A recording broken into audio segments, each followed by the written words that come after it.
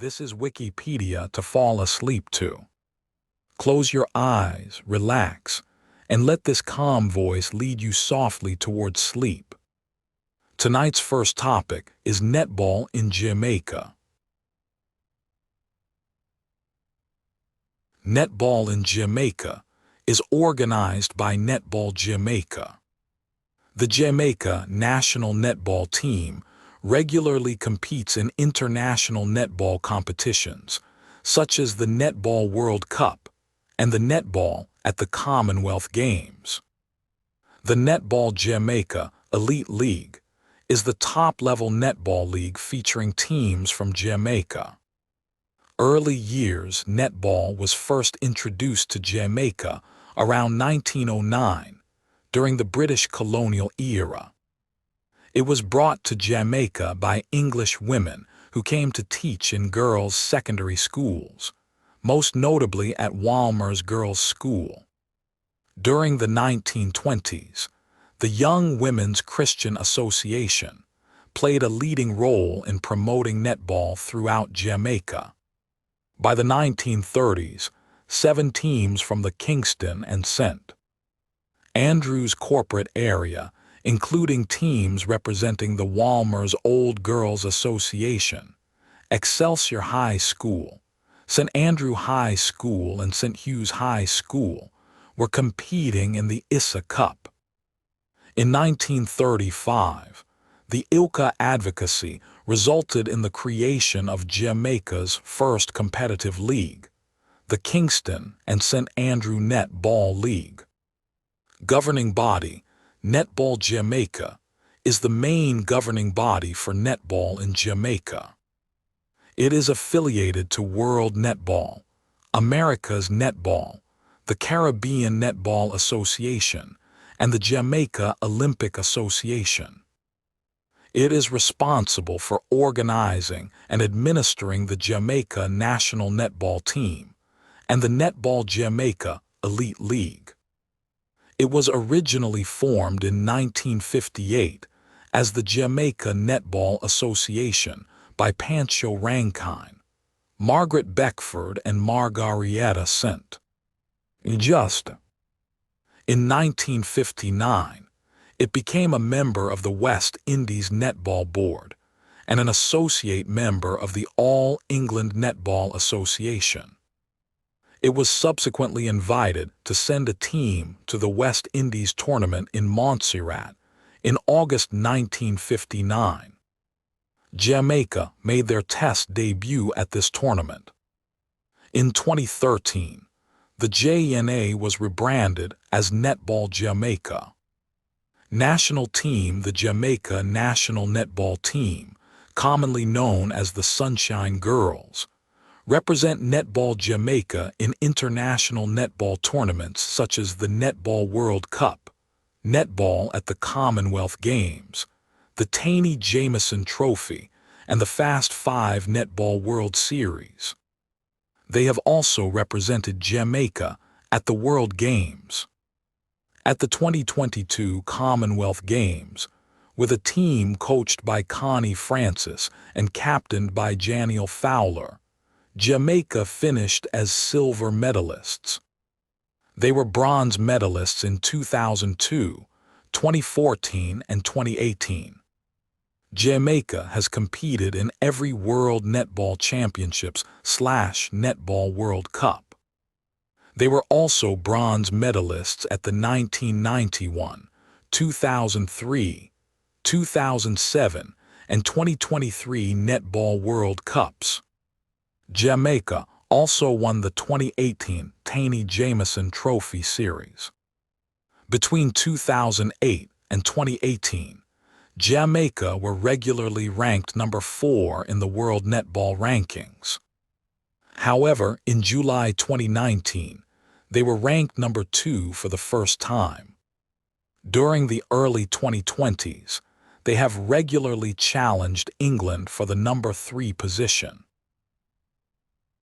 Jamaica has hosted the following international tournaments. Venues: Netball Jamaica Elite League matches are hosted at the Layla Robinson Netball Courts and the National Indoor Sports Center, both located within the National Stadium complex. The NISC is often used for indoor matches, while the Layla Robinson netball courts are used for outdoor games. Netball Jamaica Elite League. The Netball Jamaica Elite League is the top-level netball league featuring teams from Jamaica. It was formed in 2013 and is organized by Netball Jamaica. The league features teams representing the parishes of Jamaica. Between 2013 and 2019, due to sponsorship and naming rights arrangements, the league was known as the Berger Elite League. In 2014, Kingston Hummingbirds were the inaugural winners. Kingston Hummingbirds and Manchester Spurs are the league's most successful teams.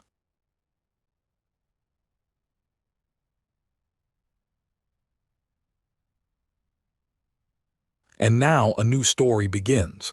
Chen Su-Ti. Chen Su-Ti was a Taiwanese composer, pianist, pastor, and educator from Shilin, Taipei. His works combine the pentatonic scale with the chromatic scale of the European Romantic period. Some of his piano works were included in Morris Hinson's Guide to the Pianist's Repertoire and were held in the same high regard as those Western masters like Beethoven and Chopin. Lu Chuansheng praised him as the great man. Early life. Chen Su-Ti was born on April 14, 1911, in Sanjiapu, Taipei.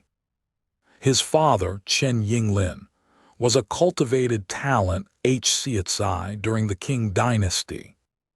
In 1917, Chen Su-Ti was enrolled in Shesi Common School. Later, he attended high school in Xiamen with his family, but he missed his homeland so much that he returned to Taiwan and enrolled in Tamsui Middle School in 1923. In 1924, he began studying piano and Western classical music under Margaret Melis Gauld, also known as the mother of church music in Taiwan. Chen then joined the Glee Club, the first male choir in Taiwan, which was established and led by Chen Qingcheng, also known as the father of rugby in Taiwan. The choir had extensive experience in touring. Baptism and theological training. In 1928, Chen Su-Ti completed his studies at Tamsui Middle School. Chen was baptized in the Dadeyacheng Presbyterian Church by Pastor Zhang Jinbo in 1929. He enrolled in a 4-year program at the Taipei Theological College and Seminary, now known as Taiwan Theological College and Seminary, in 1930, and studied piano under Canadian missionary Isabel Taylor. After graduating from the seminary in 1934, Chen visited Japan and attended Japan Theological Seminary, later renamed Tokyo Union Theological Seminary, in April. He studied composition and harmony under Professor Isaburo Kyoka at Ueno Music School, later renamed Tokyo University of the Arts, and voice and conducting under Nakata Yugo. Chen also made friends with other music enthusiasts, including Jiang Wenyi.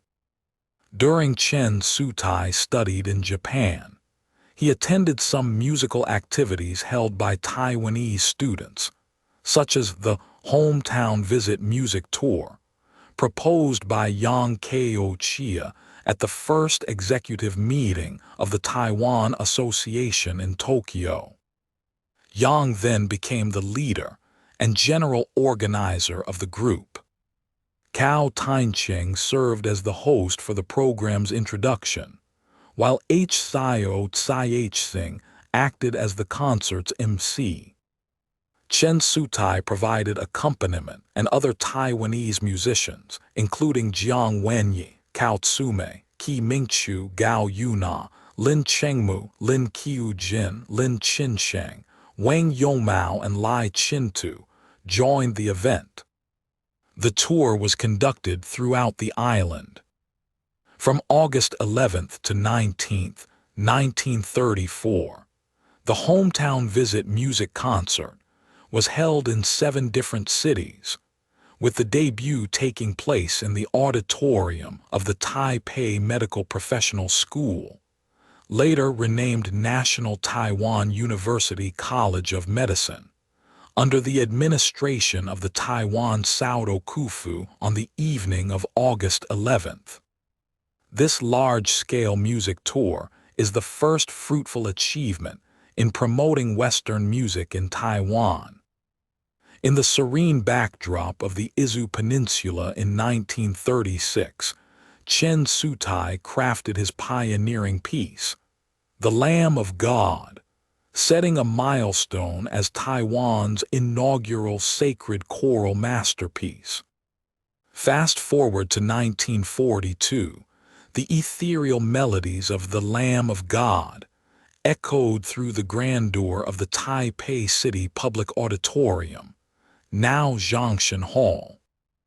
Under Chen Su-Ti's meticulous baton, the 3-in-1 Trinity Choir, an ensemble drawing talents from Shuanglian, Banka, and Dadaecheng churches, delivered an evocative performance. That same year, the dulcet tones of Lu Chuansheng graced the airwaves of Taiwan Hoso Kaio Kai, JFAC, accompanied by Chen's adept playing.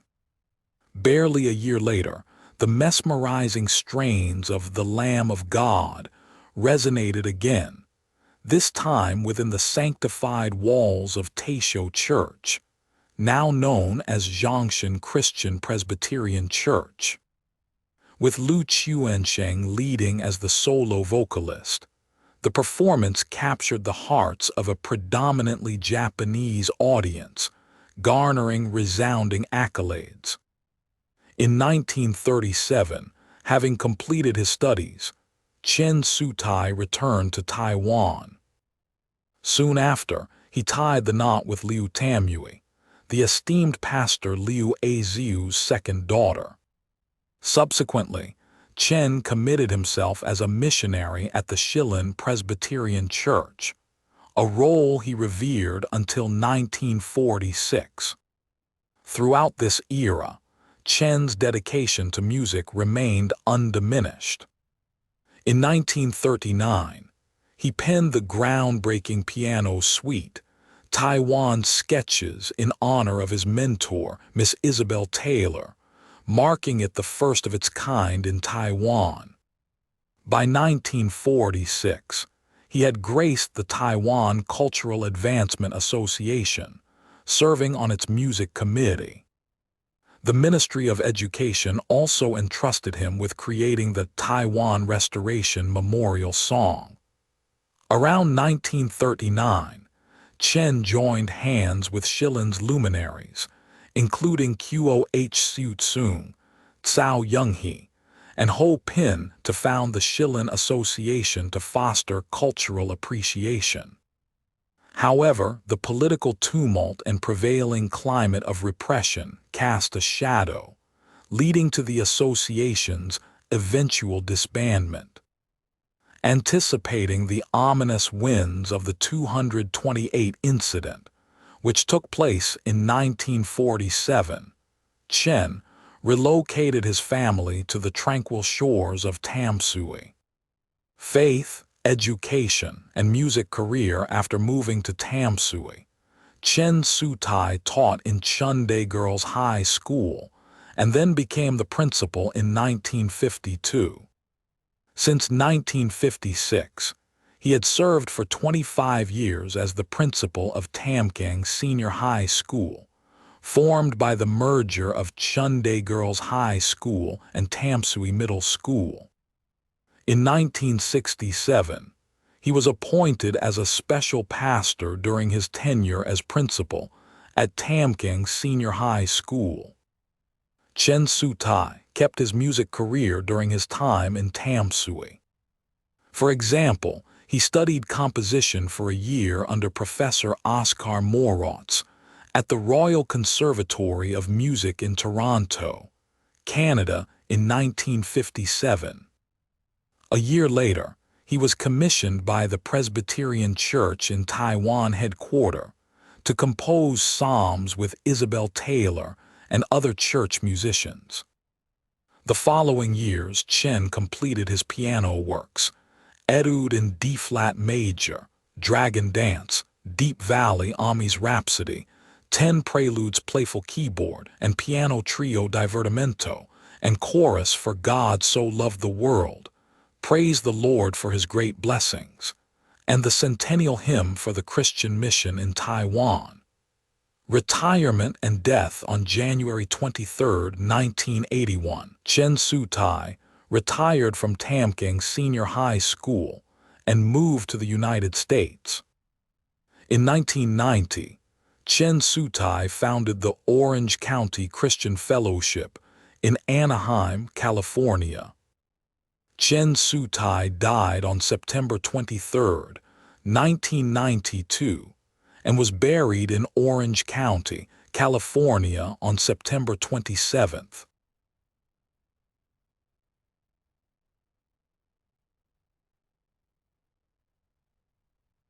Let us drift gently now toward monoamine neurotoxin.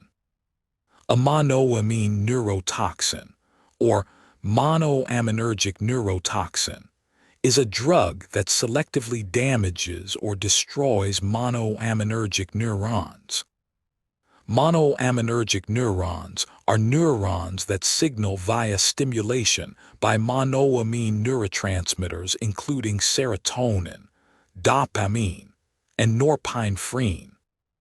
Examples of monoamine neurotoxins include the serotonergic neurotoxins perachloroamphetamine, PCA, methylnedioxymethamphetamine, MDMA, and 5,7-dihydroxytryptamine, 5,7-DHT.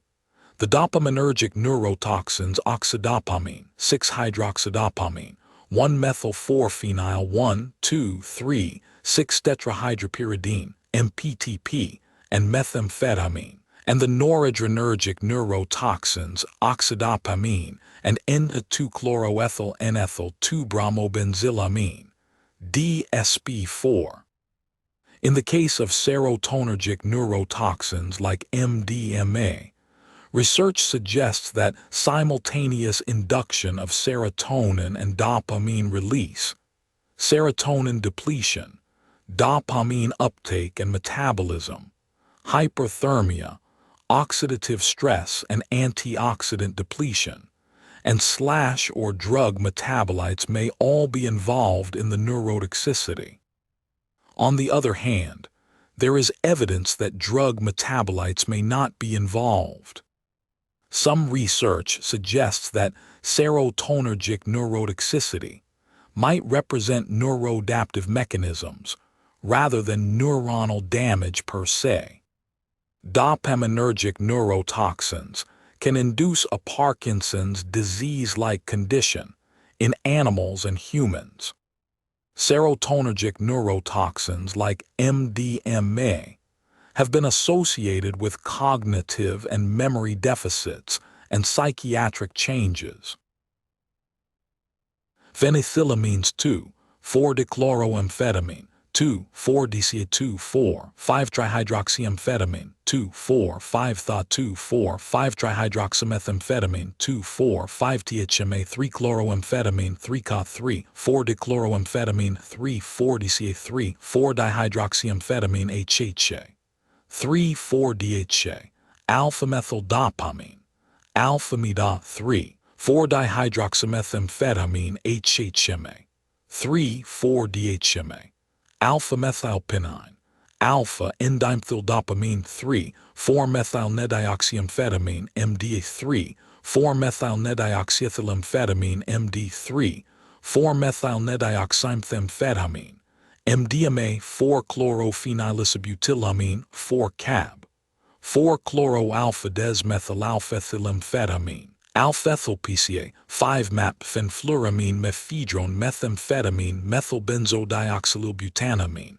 MBDB-methylone, norphenfluramine, parabromophentamine, PBA, 4-bromoamphetamine, 4-ba-parabromophentamine, PBMA, 4-bromoamphetamine, 4-BMA, parachloroamphetamine, PCA, 4-chloroamphetamine, 4-ca-parachloromethamphetamine, PCMA, 4-chloromethamphetamine, 4-PCMA, paridomphetamine, PIA, 4-iodomphetamine, 4-iotryptamines, 4-hydroxy-5-methoxytryptamine, 4-ho-5-MeO-T, 4-5-dihydroxytryptamine, 4-5-DHT, 5-MeO-di-PT, 5-methoxy-N-N-disopropyltryptamine, 5-6-dihydroxytryptamine, 5-6-DHT, 5-7-dihydroxytryptamine, 5-7-DHT, 6-7-dihydroxytryptamine, 6-7-DHT, alpha-ethyltryptamine, alpha-et,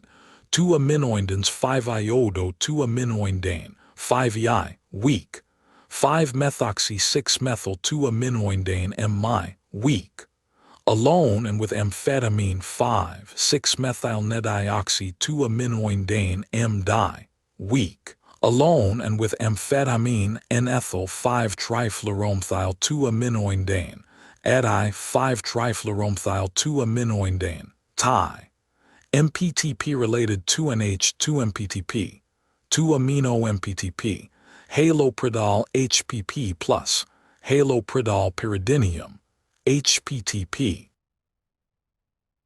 Phenethylamines 2,4, 5-trihydroxyamphetamine, 2,4, 5-the-2,4, 5-trihydroxymethamphetamine, 2,4, 5-THMA3, 4-methylnedioxyamphetamine, MDMA, in mice but not in humans, 4-methylmethamphetamine, 4-MMA. Mephedrine 6-hydroxydopa, 6-sodopa, 6-sodopa, 6-hydroxydopamine quinone, 6-soda-quinone, oxydopamine quinone. Amphetamine, mephedrone, methamphetamine, methcathinone, methylone, oxydopamine, 6-hydroxydopamine, 6-soda-dopamine and metabolites 3, 4-dihydroxyphenylacetaldehyde, dopal, dopamine aldehyde, 5-S-cystenyldopamine, 5-S-cis-da, dopaquinone, dopalquinone, dopamine, dopamine quinone, N-methylnorsalsolinol, norsalsolinol, salsolinol, tryptamines 5, 6-dihydroxytryptamine, 5, 6-DHT, 6, 7-dihydroxytryptamine, 6, 7-DHT, 1-trichloromethyl, 1,2,3,4-tetrahydrobetacarboline, ta-clo, 1-TCMTC, MPTP-related 2CH3-MPTP, 2-methyl-MPTP, halopridol HPP+, halopridol pyridinium, HPTP MPP+, cyperquat, MPTP pesticides, banamaldadzin, dieldrin, fenpropathrin, mancozeb, paraquat, rotenone, zuram, others aldehyde dehydrogenase, ALD inhibitors, for example, disulfiram, methylmercury, imidazole propionate, MP. Phenethylamines and related 2,4, 5-trihydroxyamphetamine, 2,4, 5-tha-3, 4-methylnedioxyamphetamine, MDA3, 4-dihydroxyphenylglycolaldehyde, 6-hydroxydopa, 6-sodopa, 6-sodopa, DSP4 oxydopamine, 6-hydroxydopamine, 6-soda-xylamine tryptamines and related 4, 5-dihydroxytryptamine, 4, 5-DHT, 5, 6-dihydroxytryptamine, 5, 6-DHT, 5, 7-dihydroxytryptamine, 5, 7-DHT.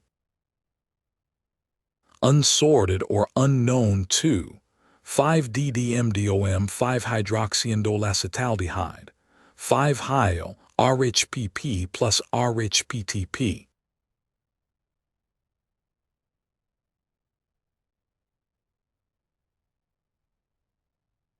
Let your mind wander now to stinky tofu. Stinky tofu is a traditional Chinese delicacy made from fermented tofu, renowned for its distinctive and pungent aroma. Despite its strong odor, it typically has a surprisingly mild and savory flavor. It is commonly sold as a snack at night markets or roadside stalls, or served as a side dish in casual eateries rather than in formal restaurants. Traditionally, stinky tofu is fermented for several months in a brine containing vegetables and meat. In contrast, most modern factory-produced versions are soaked in specially prepared brine for just 1 or 2 days to develop their characteristic odor. As its primary ingredient is tofu, the fermentation process, driven by edible molds, also increases the production of B vitamins while providing a variety of minerals and trace elements. Production, unlike cheese, stinky tofu fermentation does not have a fixed formula for starter bacteria. Wide regional and individual variations exist in manufacturing and preparation. The traditional method of producing stinky tofu is to prepare a brine made from fermented milk, vegetables, and meat. The brine can also include dried shrimp, amaranth greens, mustard greens, bamboo shoots, and Chinese herbs. The brine fermentation can take as long as several months. Modern factories often use quicker methods to mass-produce stinky tofu. Fresh tofu is marinated in prepared brine for only a day or two, especially for fried or boiled cooking purposes. The process only adds odor to the marinated tofu, instead of letting it ferment completely. Depending on the method of production, some stinky tofu can be linked to food poisoning outbreaks, especially if prepared traditionally and cooked at home. Stinky tofu can be eaten cold, steamed, stewed, or, most commonly, deep-fried, and it is often accompanied by chili sauce or soy sauce. The color varies from the golden, fried Zhejiang style to the black, typical of Hunan-style stinky tofu. From a distance, the odor of stinky tofu is said to resemble that of rotten garbage or smelly feet. Some people have compared it to the taste of blue cheese/Limburger cheese, while others have compared it to rotten meat. It is said that the more it smells, the better its flavor. According to a Chinese legend, a scholar named Wang Zhi, hailing from Huangshan in Anhui province, invented stinky tofu during the Qing dynasty. After failing the imperial examination, Wang stayed in Beijing and relied on selling tofu to make a living. One day, having a huge quantity of unsold tofu on his hands, he cut the tofu into small cubes and put them into an earthen jar. In a legend, Wang Zhi also wrote a poem titled Stinky Tofu, National Fragrance. The stinky tofu that Wang Zhi invented gained popularity and was later served at the Imperial Qing Dynasty Palace. The dish has now become extremely popular in Taiwan. Chemical analysis. A 2012 chemical analysis found 39 volatile organic compounds that contributed to the unique smell and taste of fermented stinky tofu. The main volatile compound was indole, which has an intense fecal odor, followed by dimethyl trisulfide, phenol, dimethyl disulfide, and dimethyl tetrasulfide. Health and odor issues in China. There have been reported cases of food scandals where stinky tofu is made with dead snails, fecal matter, and rancid meat for odor enhancement. People who have consumed it reportedly became ill and required hospitalization. In the town of Pingyao, China, authorities have taken strict enforcement actions against those who sell and consume stinky tofu, due to multiple complaints from tourists and negative traits associated with stinky tofu caused by the unpleasant odor of stinky tofu, as well as possible food poisoning caused by the consumption of ill-prepared stinky tofu.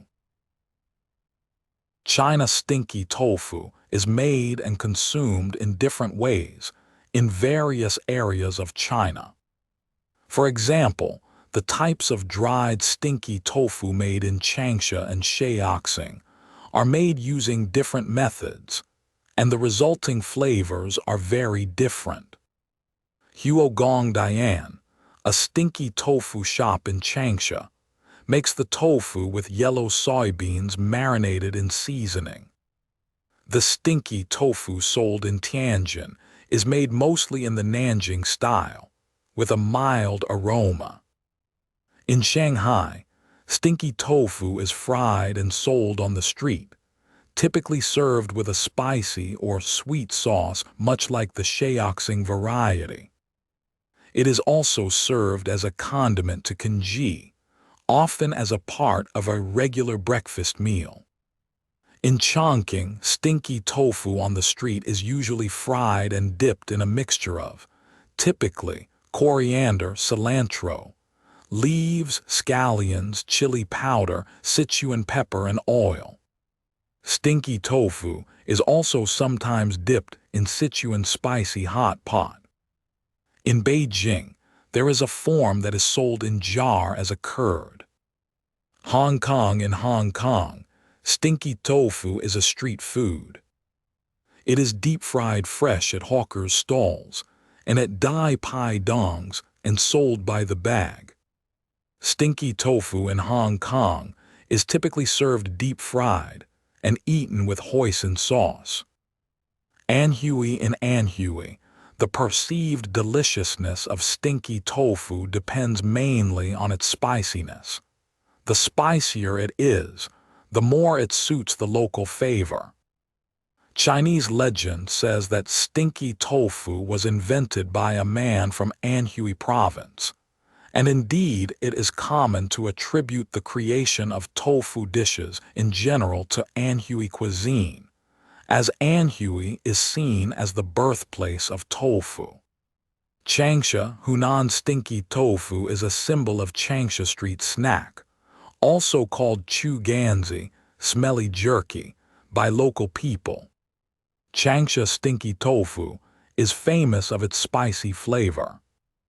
Different than Sichuan stinky tofu, Changsha style has black crackling.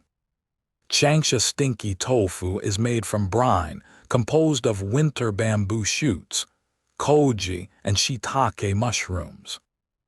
After the surface grows white hair-like filaments, and once it turns gray, the stinky tofu is ready to be fried. Chopped mustard, chili, and shallot are regular toppings on Changsha stinky tofu. Along with Xiangtan lotus seeds and Yongfeng chili sauce, Changsha stinky tofu is known as one of Hunan's Sanbao, or one of Hunan's three treasures. Nanjing, Jiangsu. There is one famous kind of stinky tofu in Nanjing, called Gaichun stinky tofu. It has different kinds of brine than Changsha-style stinky tofu. The brine needs to be made of rotten pickles, and its stinky smell will be very natural. Similar to Changsha-style stinky tofu, it also has black crackling. Sichuan. In Sichuan, stinky tofu is often flavored with mala, a spicy and numbing seasoning made from chili and Sichuan peppercorns. Sichuan-style stinky tofu does not need to be deep-fried in the oil, so it does not have black cracklings. It needs to be stir-fried and boiled with different kinds of spices. Stewed stinky tofu. Stewed stinky tofu is served in a thick soup. A Sichuan mala base is often used, but can vary. The spicy broth of amala base is said to be able to mask the smell and taste of the tofu. Taiwan. In Taiwan, stinky tofu is commonly found at stalls in night markets. Taiwanese stinky tofu is cooked with many methods including frying, steaming, cooking in soup, and barbecuing, but is most commonly found in its fried form. The Shenkeng Old Street in New Taipei's Shenkeng district is known for having an entire boulevard dedicated to eateries serving Taiwanese varieties of stinky tofu. Fried stinky tofu is the most common variety found in Taiwanese night markets and is considered to be less pungent than other varieties. It is almost always served with pickled cabbage and garlic sauce. Steamed stinky tofu in Taiwan is considered to be the most pungent variety of stinky tofu available. It is typically served with pickled cabbage, chili sauce, and garlic sauce. Barbecued stinky tofu is a popular stinky tofu variety believed to have originated in Taipei's Shenkeng district and is served in many of Taiwan's night markets. It is often described as have a nutty, smooth center and a spongy outer skin. Cubes of stinky tofu are speared on a bamboo skewer, are roasted over charcoal with roasted meat sauce. Because of the huge amount of seasonings, the unpleasant odor of barbecued stinky tofu is comparatively weaker. Therefore, barbecued stinky tofu is interesting for people trying stinky tofu for the first time. United States stinky tofu can also be found in specialty restaurants in some parts of the United States, with preparation methods altered where needed to comply with U.S. food safety laws. Besides restaurants, some grocery stores are starting to carry packaged ones to make easily at home. See also fermented bean curd, list of fermented soy products, list of tofu dishes, specialty foods.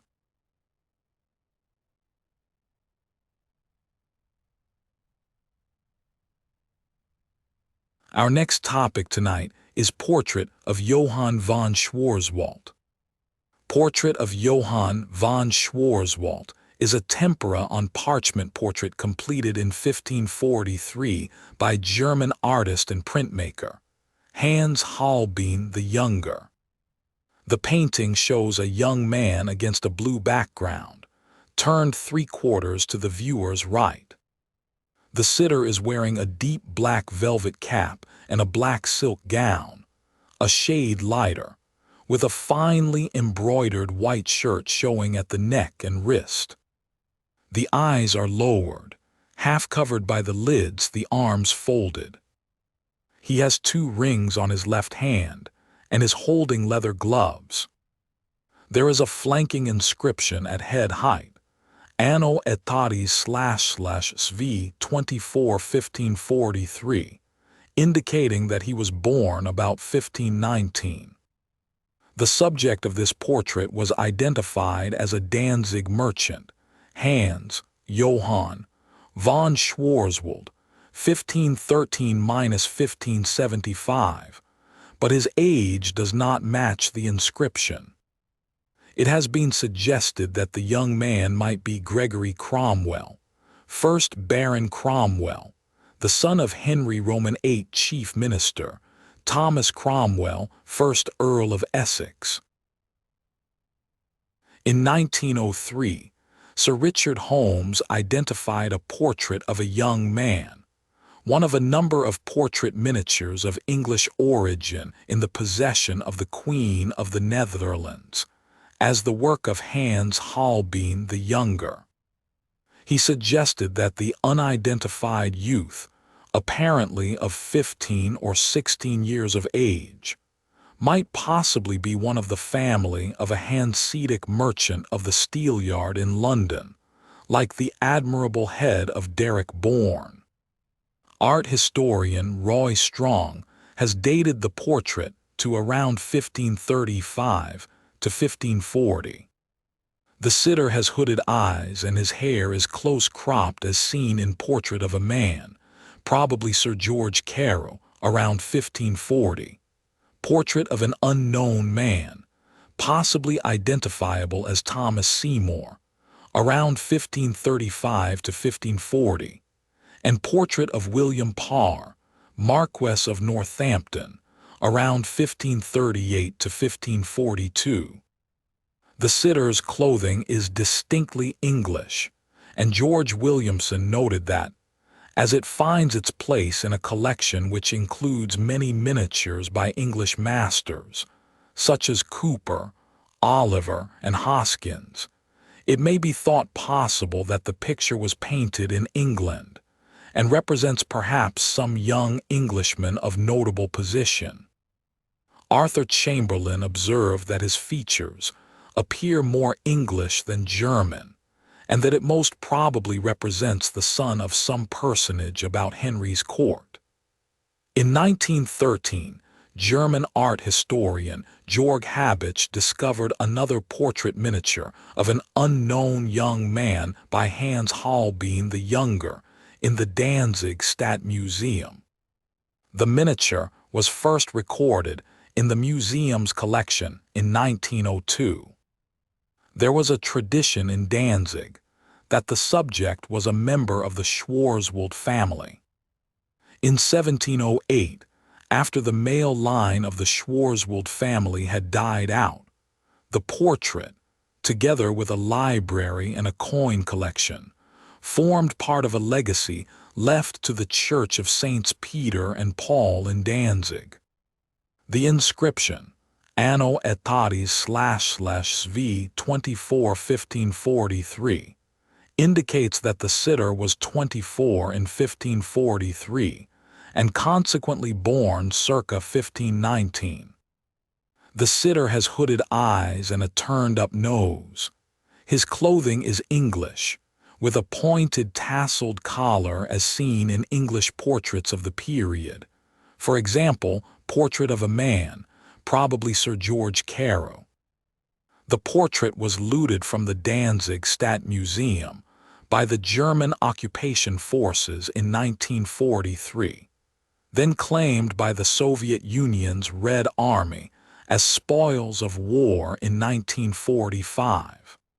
The portrait, now held at the Pushkin State Museum of Fine Arts in Moscow, is one of a number of works of art subject to restitution requests by the Polish government.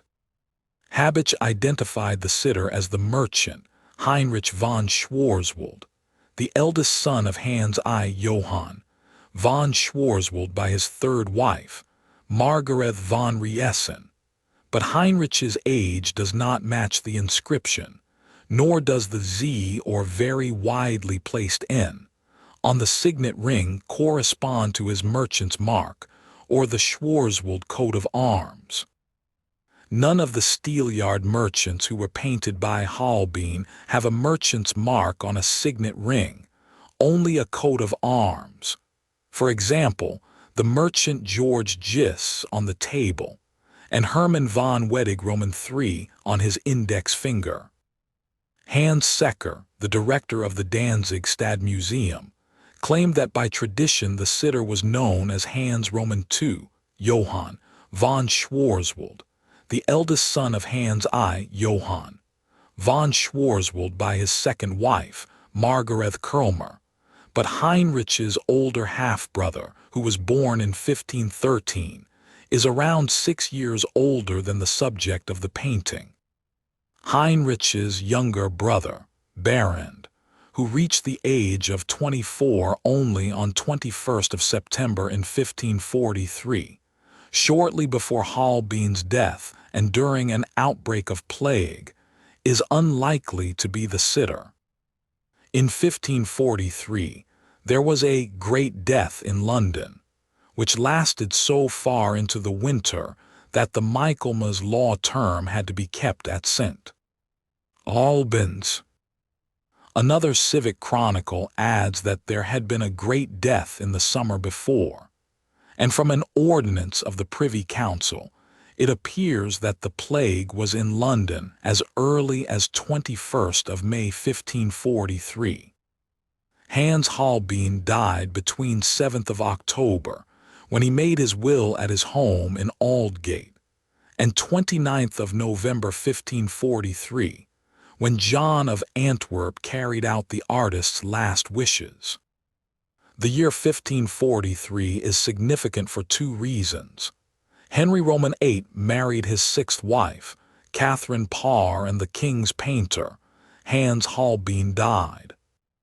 The portrait miniature of the 24-year-old man has a special significance in that it may have been the artist's last work. In 2003, Quentin Buvelot noted that, on the basis of the similarity of facial features, and in particular the characteristic angle of the cropped hair, it could even be conjectured that the two portraits depict the same person. In the same year, the sitter was identified as Hans Roman II Schwarzwaldt, the son of merchant Hans I Schwarzwaldt, based on a very strong resemblance to the subject of the other portrait miniature, painted by Holbein in 1543, and since only he was at that time in the Steelyard in London. Hans Roman II, Johann, however, was 30 years of age in 1543, not 24. According to Roy Strong, the existence of a second miniature indicates a sitter of exceptional importance, royal personages and near relations. In 2016, Terry Fitzgerald and Dia-Maid MacCulloch suggested that the sitter might be Henry Roman VIII brother-in-law, Gregory Cromwell, son of the king's chief minister, Thomas Cromwell. Gregory Cromwell married, in 1537, Elizabeth Seymour, the widow of Sir Anthony Uttad d. 1534, and a younger sister of Queen Jane Seymour, Henry Roman VIII third wife. The subsequent birth of a prince also meant he was an uncle to the future Edward VI. Gregory, who was born in or before 1520, was the right age and of suitable status to be the subject of the portraits. There is every likelihood that a miniature of Thomas's son Gregory would have been painted around the time of his marriage, when both father and son had so much to celebrate. It is of interest to note that, in Cromwell's accounts for 1538, there is a payment on 4th of January to Hans the painter, 40s. The young man's features have a distinct resemblance to those of his father, and he has the same characteristic Cromwell upturned nose. The Z or N detail on the signet ring in the 1543 portrait can be accounted for by Gregory Cromwell's coat of arms, if it is seen as a zigzag, or in heraldic terms, a fess indented. Two portrait miniatures of Gregory's brother-in-law Thomas Seymour from the 1540s are extant at Thomas Seymour, Baron Seymour of Sudeley, around 1545 to 1547, at the National Maritime Museum, London, and Thomas Seymour, Baron Seymour of Sudeley, around 1540, attributed to Lucas Hornbout in the Royal Collections, The Hague. Provenance probably the merchant and collector, Heinrich Roman IV Schwarzwaldt, by descent to his nephew, Heinrich V. Schwarzwaldt, with a library and coin collection, part of a legacy left to the Lutheran Church of Saints Peter and Paul, Danzig, by the Schwarzwaldt family in 1708, Danzig Stadtmuseum by 1902, looted from the Danzig Stadtmuseum by the German occupation forces in 1943, claimed by the Soviet Union's Red Army as spoils of war, and taken to Moscow in 1945, Pushkin State Museum of Fine Arts, Moscow. See also Artists of the Tudor Court, list of paintings by Hans Holbein the Younger.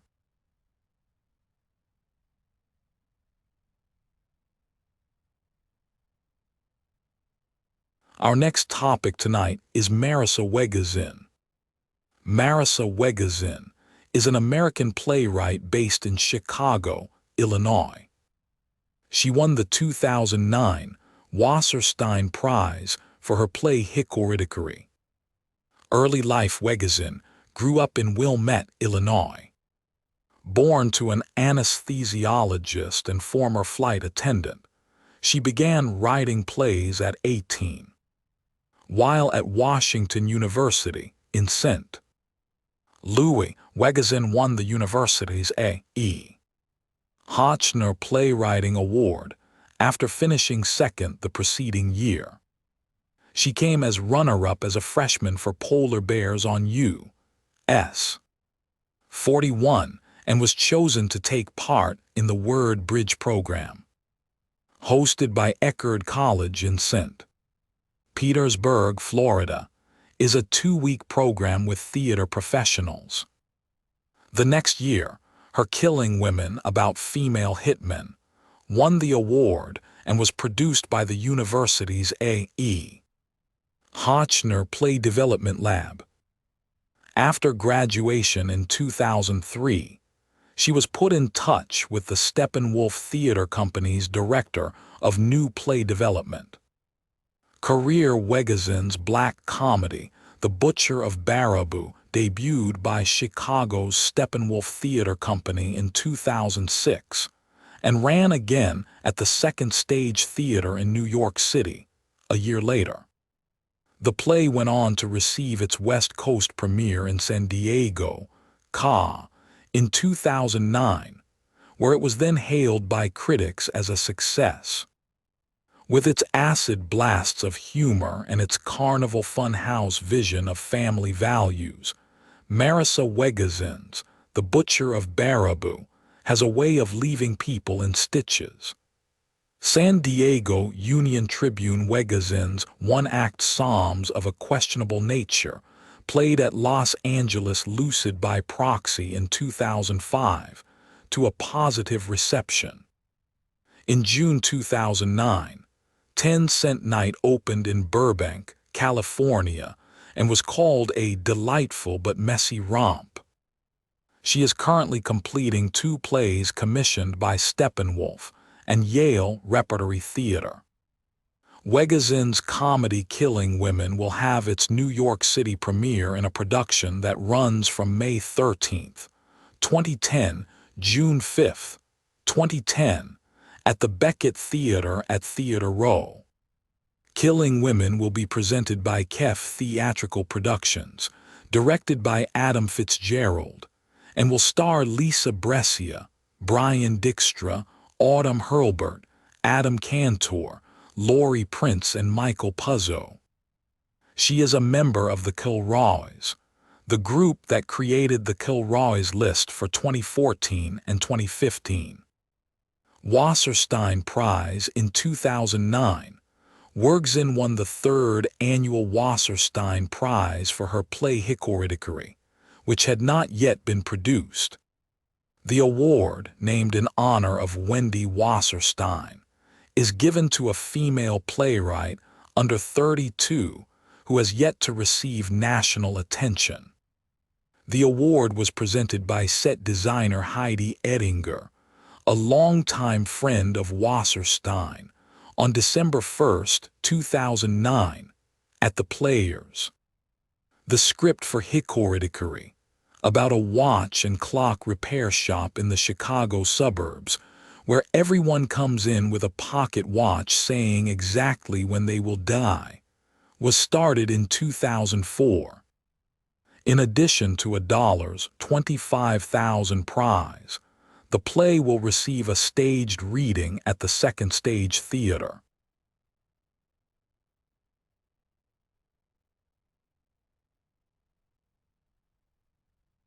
Let your mind wander now to Drunken Sailor. Drunken Sailor, also known as What Will Slash Shall We Do with a Slash the Drunken Sailor, or Up She Rises, is a traditional sea shanty, listed as number 322 in the Roud Folk Song Index. It was sung aboard sailing ships at least as early as the 1830s. The first published description of the shanty is found in an account of an 1839 whaling voyage out of New London, Connecticut, to the Pacific Ocean. The song's lyrics vary, but usually contain some variant of the question, "What shall we do with a drunken sailor early in the morning?" In some styles of performance, each successive verse suggests a method of sobering or punishing the drunken sailor. In other styles, further questions are asked and answered about different people. Drunken Sailor was revived as a popular song among non-sailors in the 20th century and grew to become one of the best-known songs of the shanty repertoire among mainstream audiences. It has been performed and recorded by many musicians and appeared regularly in popular culture. The word early in the song is pronounced. The authorship and origin of the song are unknown, but it bears a resemblance with the traditional Irish folk song Oro Se Du Bitha Ab Hail, due to its shared chord progression and use of repeated lyrics over melodic sequences. It is in the Dorian mode. As a sea shanty, the song was sung to accompany certain work tasks aboard sailing ships, especially those that required a brisk walking pace. It is believed to originate in the early 19th century or earlier, during a period when ships' crews, especially those of military vessels, were large enough to permit hauling a rope whilst simply marching along the deck. With the advent of merchant packet and clipper ships and their smaller crews, which required different working methods, use of the shanty appears to have declined or shifted to other, minor tasks. The first published description of the shanty is found in an account of an 1839 whaling voyage out of New London, Connecticut, to the Pacific Ocean. It was used as an example of a song that was performed with very good effect when there is a long line of men hauling together. The tune was noted, along with these lyrics. Although this is the earliest discovered published mention, there is some indication that the shanty is at least as old as the 1820s. In Storm and Smythe's collection Minstrelsy of Maine, published 1927, the editors note that one of their grandmothers, who sang the song, claimed to have heard it used during the task of tacking on the Penobscot River, probably considerably over 100 years ago. Despite these indications of the song's existence in the first half of the 19th century, references to it are rare. They include a reference in a work of fiction from 1855 in which a drunken female cook is portrayed singing. A 5-verse set of lyrics and tune were published in the 3rd edition of Davis and Tozer's shanty collection, Sailor Songs or Chanties. However, the title did not appear in any of the other major shanty collections or articles of the 19th century. When John Masefield next published the lyrics in 1906, he called it a bastard variety of shanty which was seldom used, an assertion supported by the lack of many earlier references. This style of shanty, called a runaway chorus by Masefield, and as a stamp-and-go or walk-away shanty by others, was said to be used for tacking and which was sung in quick time. The verses in Macefield's version asked what to do with a drunken sailor, followed by a response, then followed by a question about a drunken soldier, with an appropriate response. Capt. W. B. Wall, a veteran English sailor of the 1860s, 70s, was the next author to publish on Drunken Sailor. He claimed that this was one of only 2 shanties that was sung in the British Royal Navy, where singing at work was generally frowned upon.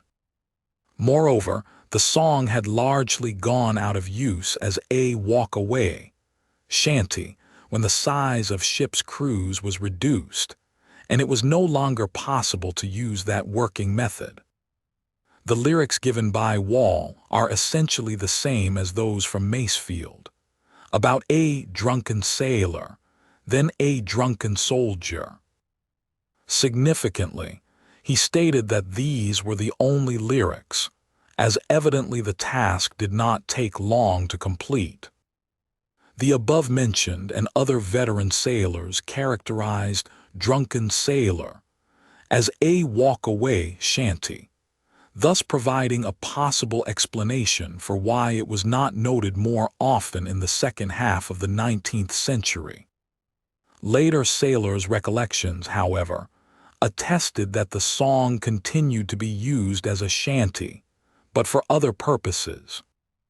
Richard Maitland, an American sailor of the 1870s, sang it for song collector Alan Lomax in 1939, when he explained, "Now this is a song that's usually sang when men are walking away with the slack of a rope, generally when the iron ships are scrubbing their bottom. After an iron ship has been 12 months at sea, there's quite a lot of barnacles and grass grows onto her bottom. And generally, in the calm latitudes, up in the hoarse latitudes in the North Atlantic Ocean, usually they rig up a purchase for to scrub the bottom." Another American sailor of the 1870s, Frederick Pease Harlow, wrote in his shanty collection that Drunken Sailor could be used when hauling a halyard in hand-over-hand fashion to hoist the lighter sails.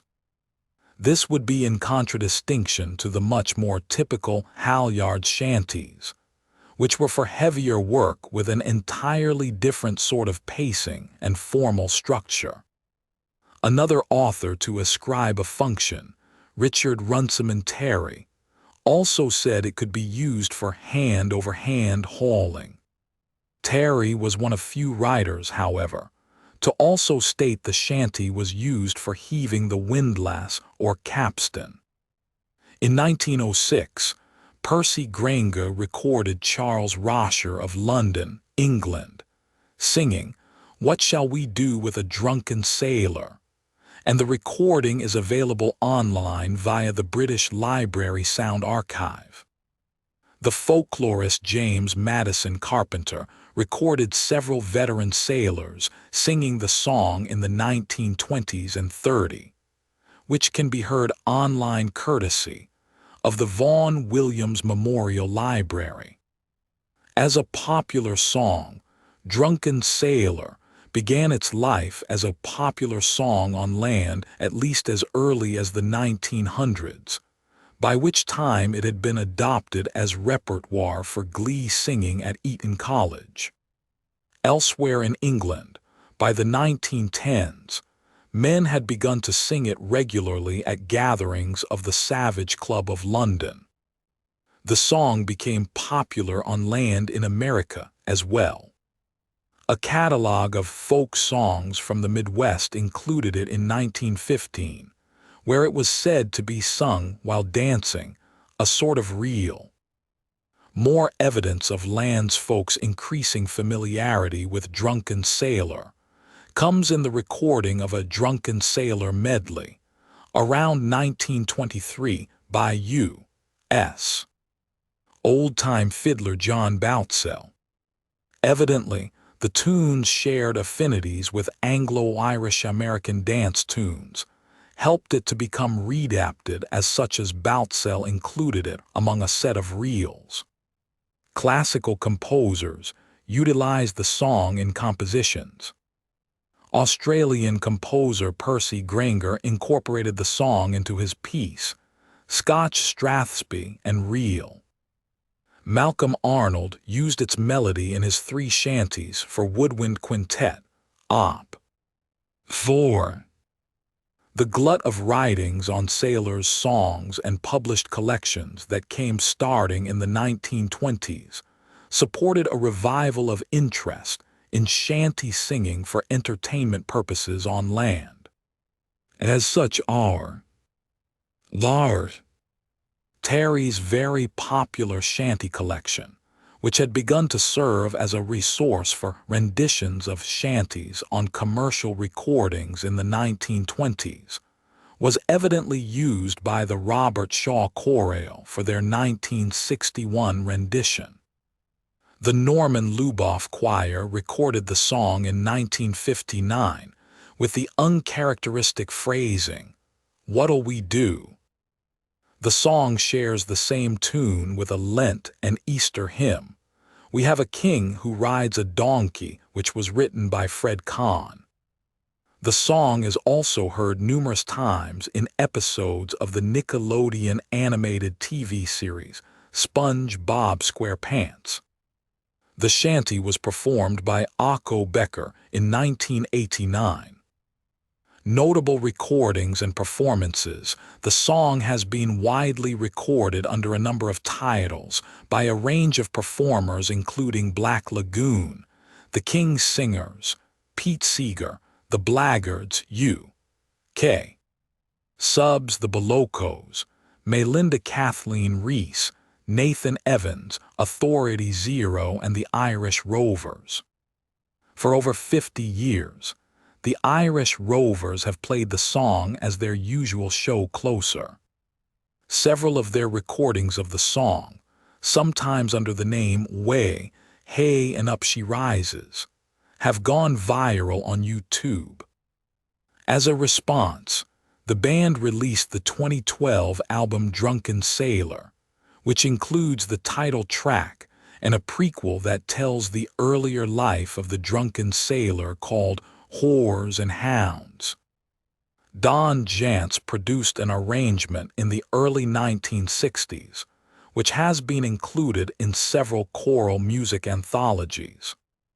The arrangement was first recorded by the Idlers and has been performed by several collegiate groups over the years, including the Yale Alley Cats. Pierre Ubu's 1978 song Caligari's Mirror is a post-punk reworking of Drunken Sailor. Irish pop group Gina, Dale Hayes and the Champions released a disco version of the song in 1981, which became a top 20 hit in the Irish charts. The melody was also utilized by NFL Films composer Sam Spence for his track Up As She Rises. In Ringo Starr's rendition of You're 16, Starr is heard singing the chorus of the song in the fade at the end.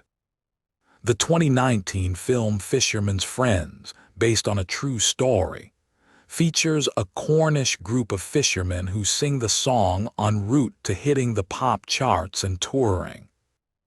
The song also features in the end credits. In the 1998 film The Truman Show, Jim Carrey's eponymous character sings the song as he makes his attempt to sail away from the confines of his island home.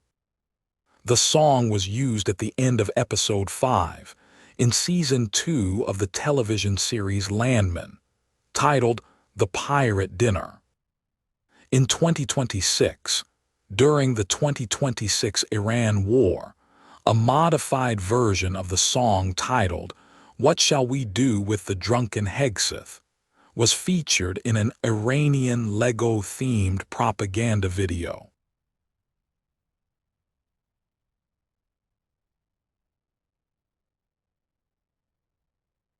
When you are ready, we move on to Ted Coombs. Ted Coombs is an American technology author, futurist, artist, and scientist. He set a Guinness World Record for roller skating across the United States in 1979. Work born on June 19, 1954, as Ronald Alvin Schlemeyer. He was adopted on July 11, 1956, as Theodore James Coombs. He was an early author of the For Dummies series, as well as over a dozen computer books, and a portrait artist. He is a programmer for cognitive AI, working on the development of AI systems capable of cognition. He developed the TED Agent's Reasoning System, an information security expert at Risk Mitigate. Roller skating in early 1979. Ted was living and working in the Hermosa Beach Animal Hospital in Hermosa Beach, California. One evening, while practicing roller skating, he had the idea that he would like to roller skate across the United States to protest the 1979 energy crisis that was causing long gasoline lines and gas rationing in 1979. He contacted KZLA Radio in Los Angeles, then an adult contemporary format station, and told them about his idea. They contacted United Artists, who was then marketing Lorimer Productions' first movie, Americathin, a movie starring Harvey Korman and John Ritter. United Artists saw this as a way to promote the movie and sponsored his venture. He later learned that Clinton Shaw already roller skated across both Canada and the United States, breaking world records. He decided to skate further, returning across the United States. He left in May 1979 from a Hollywood gas station, converted to appear like a restaurant attended by stars from the movie, including Harvey Korman, to begin his trip across the U.S. and back.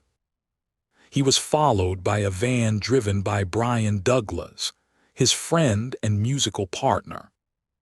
Along the way, he broke the record for miles skated in one day by skating 120 miles, 121 kilometers, non-stop from Breckenridge, Texas into Dallas, Texas. He headed north and was given a parade in Chicago, followed by Playboy bunnies skating in costume to greet Jane Byen, the mayor of Chicago. He headed east again through Columbus, Ohio, and Pittsburgh, Pennsylvania. He fell for the first time in the dangerous curve, fronting the Pennsylvania restaurant Noah's Ark on a hill where you can view several states. With only minor injuries, he headed to Washington, D.C., where he spent the day with Speaker of the House Tip O'Neill, presenting him with a pair of roller skates. The biggest event on his trip was entering New York City. The New York Tunnel Commission closed the Lincoln Tunnel for his trip into the city. Accompanied by a police escort, he was the first person to roller skate through the Lincoln Tunnel. He was the guest of honor at a Central Park concert given by Eddie Money, and later attended the premiere of the movie Americathin. His trip was not complete. While he had fulfilled his agreement with United Artists to make it to New York, his goal was the distance record. He headed south to Richmond, Virginia, and then west into Missouri, where on September 13, 1979, he broke the world distance record in the small town of Mt. Sterling, Missouri. That night, the driver of the van, someone other than Douglas who had left earlier in the trip, stole the van, abandoning Coombs in MT. Sterling. Ted continued skating into Sedalia, Missouri, where roller skate rink owners in Missouri and Leavenworth, Kansas, had skate-a-thons and raised money for his continued trip.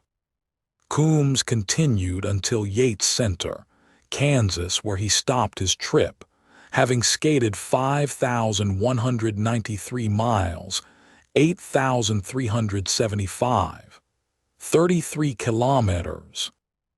He took a bus to Las Vegas in order to retrieve the van, and then returned to his home in Hermosa Beach. Publications: Ted Coombs, Jason Coombs. D-Base for Windows Programming for Dummies. IDG Books. ISBN 978-56884-215-8. Ted Coombs, Jason Coombs. Power Builder 4, Zero Power Toolkit. Ventana. ISBN 978-1-56604-224-6. Jason Coombs, Ted Coombs. Power Builder 4 Programming for Dummies. IDG Books. ISBN 978-1-56884-325-4. Ted Coombs, Jason Coombs, Donald Brewer. ActiveX Sourcebook. Build an ActiveX-based website. Wiley Computing Publishing. ISBN 978-0-471-16714-3. Ted Coombs, Jason Coombs, Donald Brewer. Netscape Livewire Sourcebook. Create and manage a Java-based website. Wiley Computing Publishing. ISBN 978-0-471-15605-5. Jason Coombs, Ted Coombs. Setting up an Internet Site for Dummies. IDG Books Worldwide. ISBN 978-0-7645-0358-0. Ted Coombs, Rodrigo de Leon. Ike FYI, Instant Communications Online, Your Queue and a Guide to ICQ. Muska and Lipman. ISBN 978-1-929685-04-2. Ted Coombs, John Campbell. 1001 Visual Basic Programmer's Tips. On WordPress/Thompson Learning. ISBN 978-1-884,133-93-0. Ted Coombs. Programming with C#, net. On WordPress. ISBN 978-0-7668-5008-8. Ted Coombs, Rodrigo de Leon. Basic Home Networking. Cengage Learning. ISBN 978-0-7668-6180-0. Ted Coombs, Rodrigo de Leon. Google Power Tools Bible. Wiley. ISBN 978-0-470-09 712-0.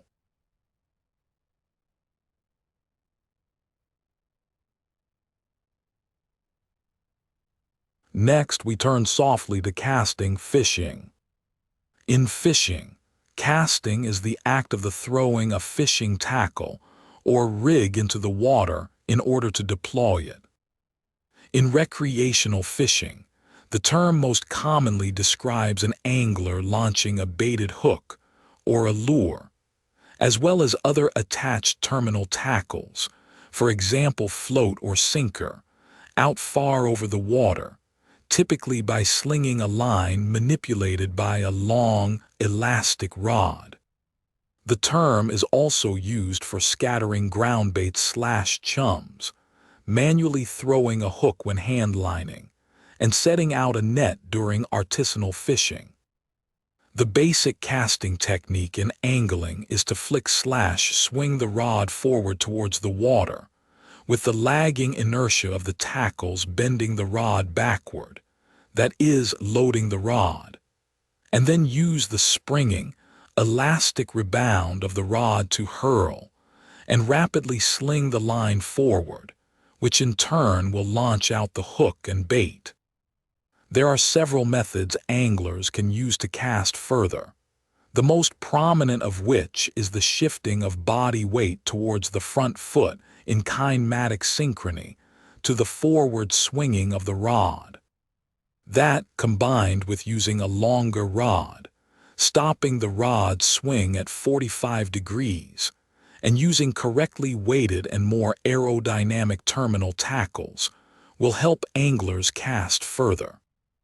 There are also variation techniques the anglers can use to cast the tackles more accurately to an exact location on the water or to get past potential obstacles. Casting techniques vary with the type and style of angling involved. Separate casting techniques are also used by different anglers according to personal preferences and proficiency, and each technique is named uniquely. In the single-hand sidearm cast, the angler first points the rod towards the targeted area, and then swings it back and quickly forward like a tennis stroke, creating a cast with a relatively flat trajectory.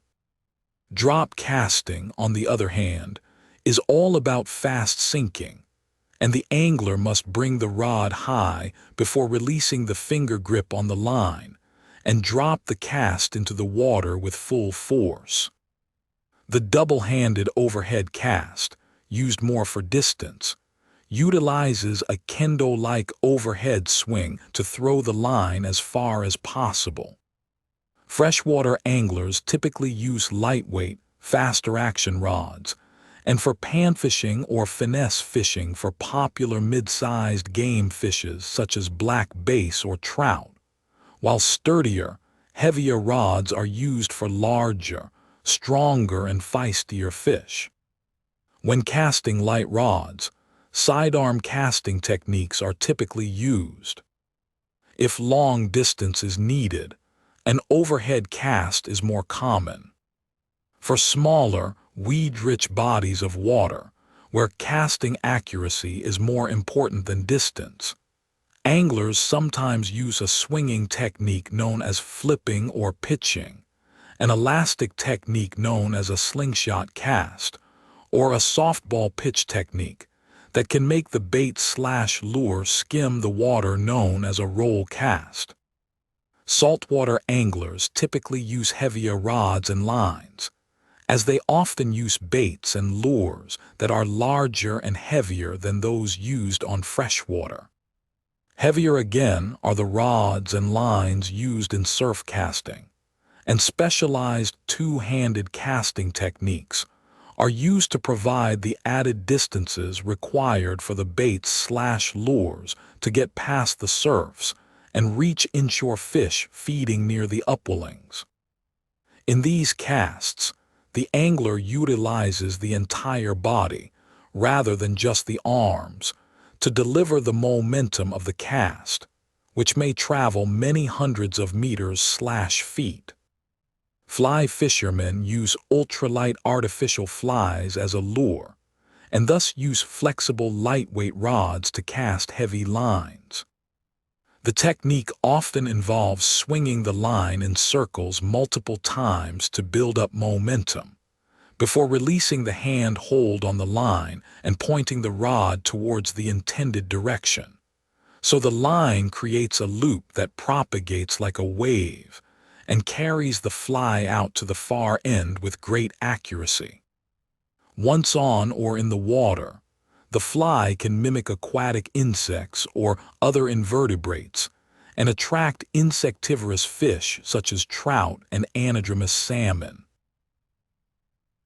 Casting, known as casting sport, is also a sport adjunct to fishing, much like shooting is to hunting. The sport is supervised by the International Casting Sport Federation, ICS, which was founded in 1955, and as of April 2014 has member associations in 31 countries. The ICS sponsors tournaments and recognizes world records for accuracy and distance. This sport uses plastic weights or hookless flies and can be held on water or on athletic fields. There are competitive divisions for almost all types of fly, fixed spool and revolving spool tackle, and competitor classes. It has been included in the World Games, see photo, and has been considered for the Olympics. The American Casting Association held its 100th annual casting championships in 2008 at the Golden Gate Angling and Casting Club. See also fly fishing, fly casting, net casting, reach cast, spey casting, surf fishing, or beach casting.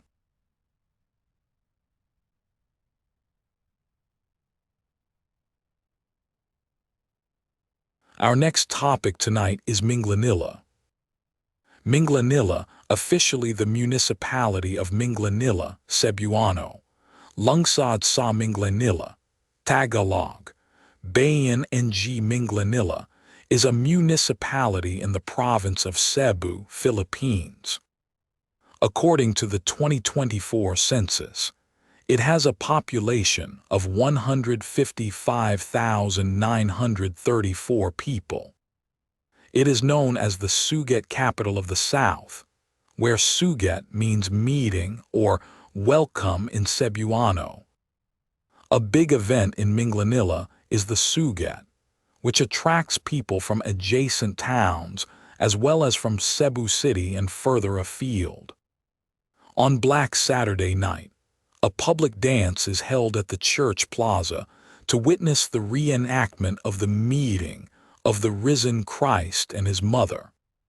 Their images, borne on richly decorated carrozas, meet amidst joyous songs and the presence of child angels suspended by wires. The Cabanhawan Cebuano for Resurrection Festival is held annually on Easter Sunday.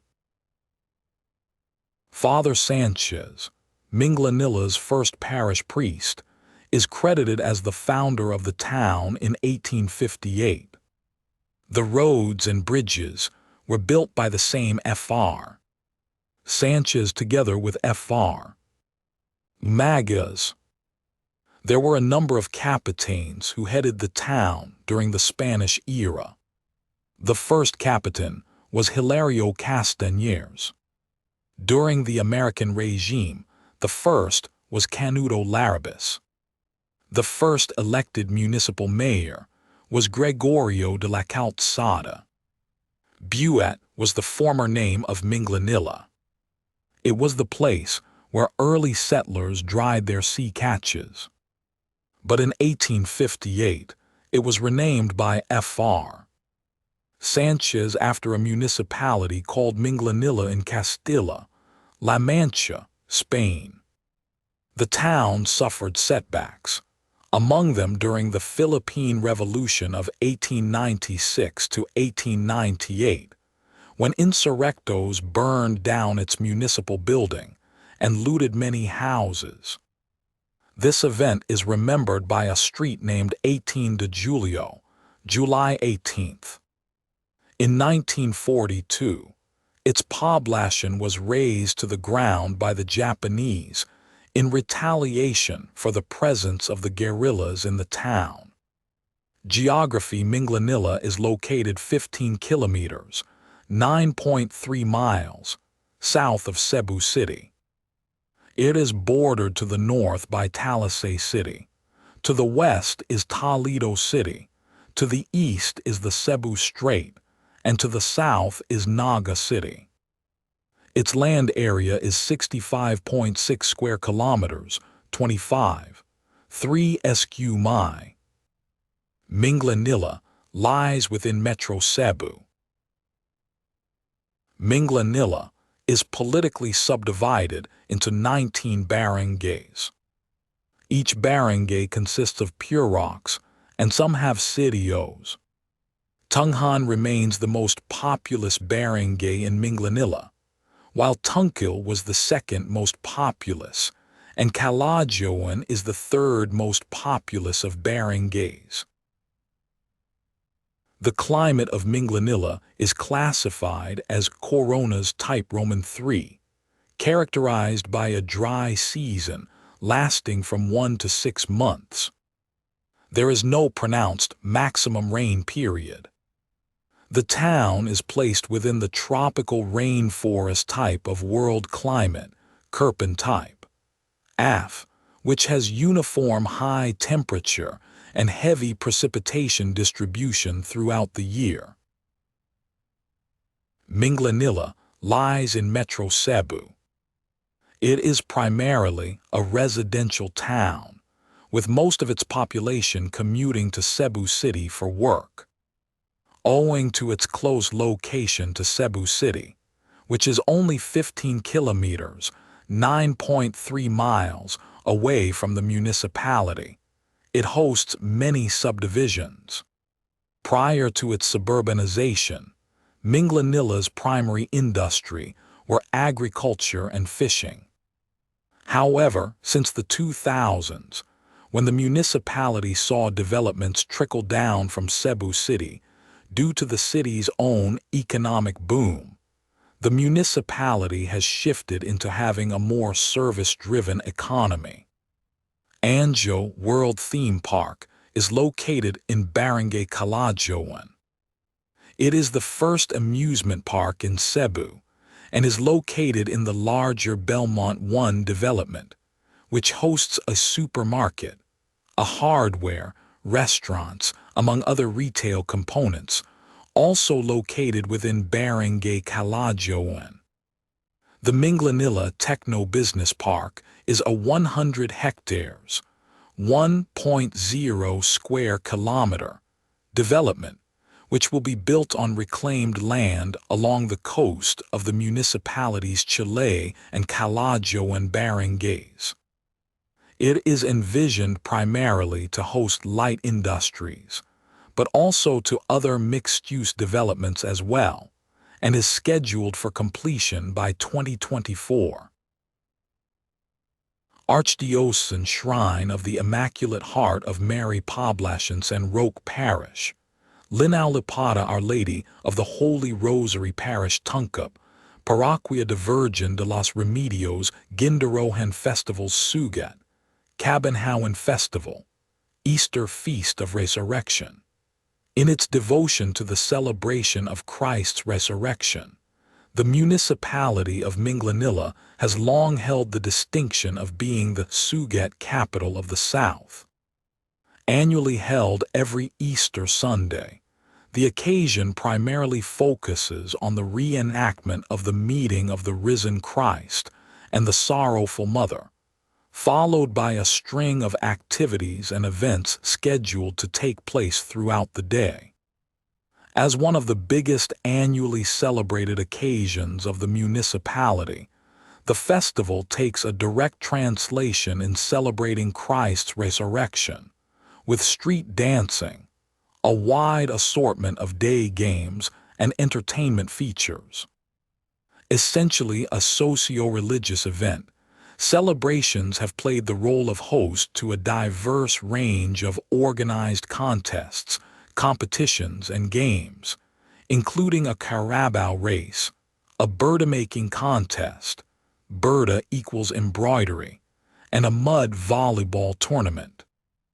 Easter egg hunts also are part of Sugat Cabin festivals, just as the street dancing and the ritual showdown have become mainstay staples of the festival's overall program flow. Notable personalities: Morissette, singer Golden Cañedo, singer Deanna Wong, volleyball player Roger Pagoy, basketball player.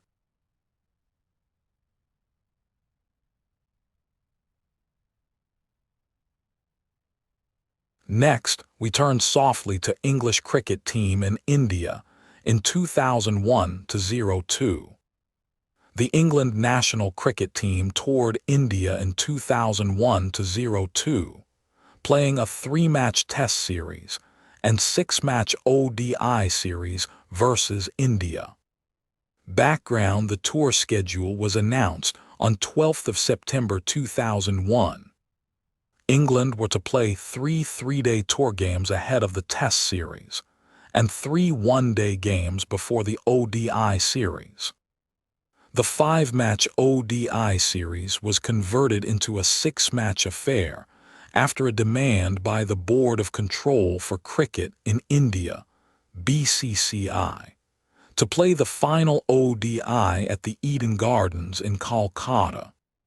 After an initial disagreement, the England and Wales Cricket Board agreed to the demand after the BCCI was reported as saying that India would not honor their commitment to play 4 tests in England next summer. A 16-man England squad for the India and New Zealand Test series was announced in late August 2001. 2 uncapped players, Essex wicketkeeper James Foster and Yorkshire off-spinner Richard Dawson, were included for the first time, while Lancashire wicketkeeper Warren Hegg was recalled to the squad. On 17th of October, England's 16-man squad for the ODI series was announced.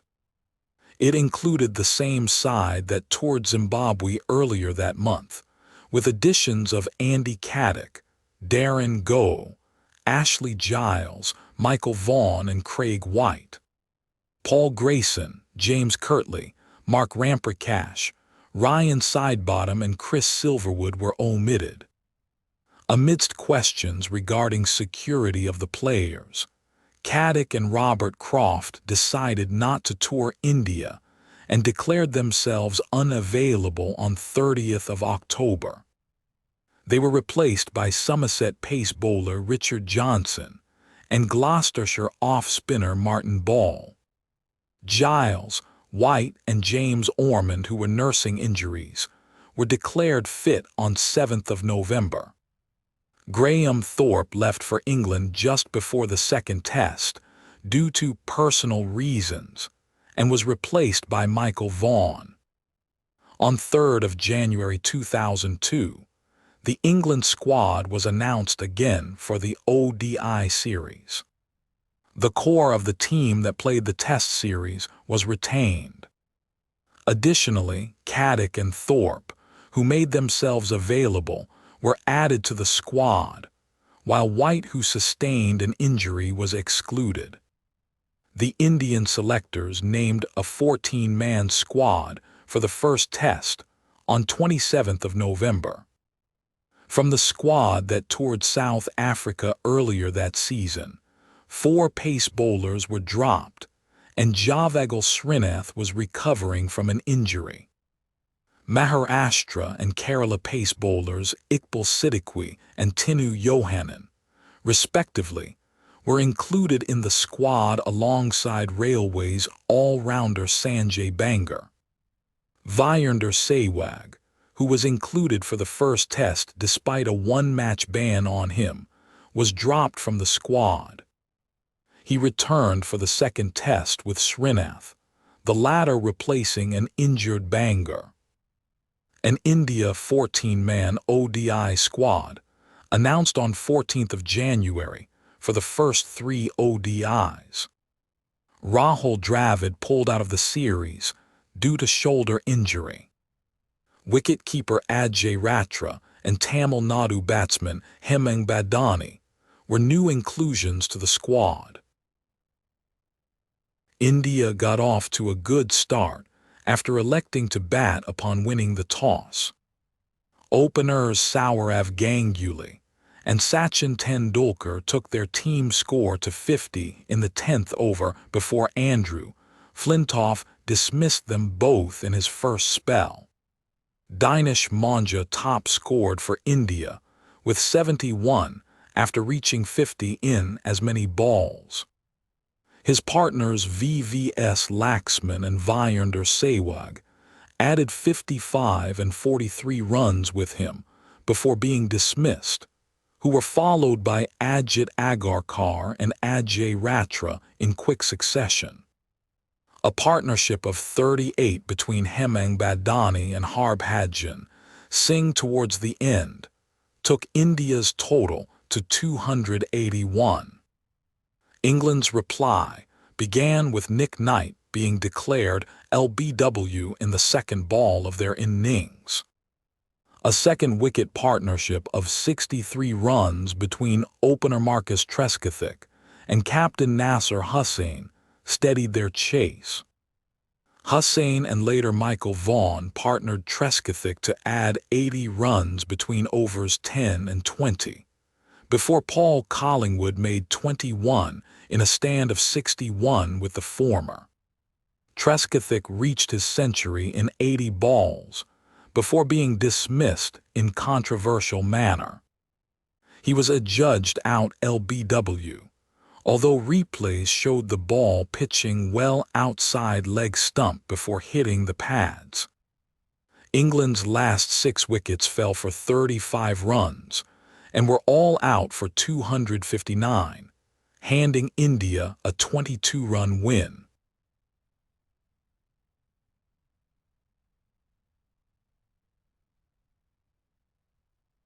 Let us drift gently now toward Hayes Valley, San Francisco.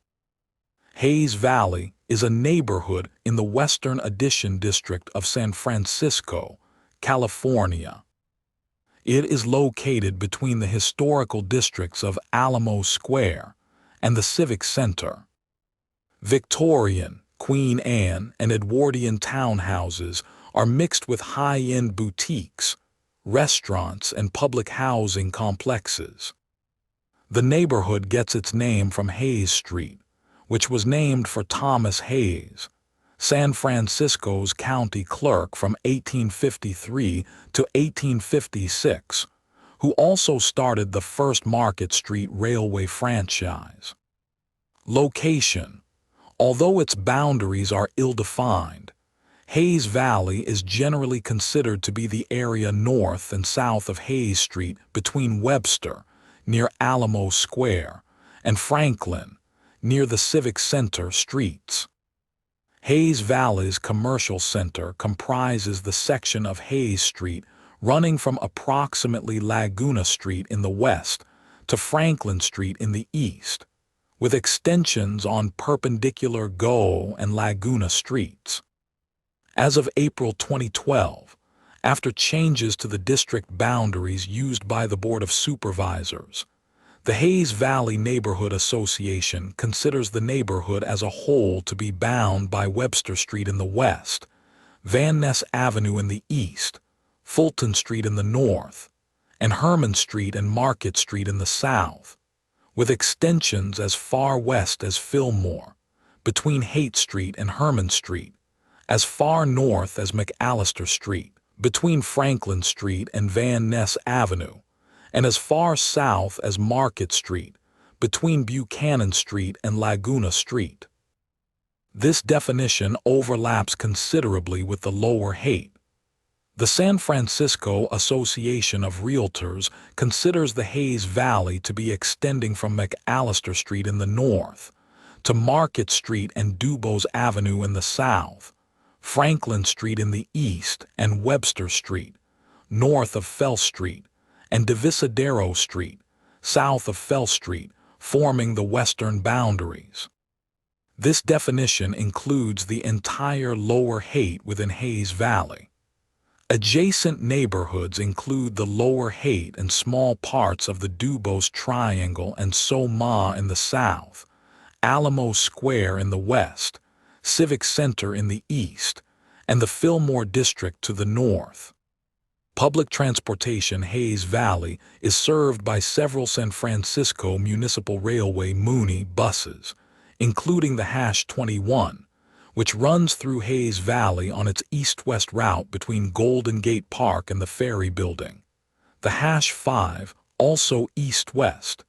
The #22 runs north-south along Fillmore Street, and the #6 and #7, which both run east-west along Haight. Hayes Valley shares the Van Ness Avenue Mooney LRV car subway station with Civic Center, Mid-Market, and Soma West. Here, residents can take J, K, M, L, N, and T cars throughout San Francisco.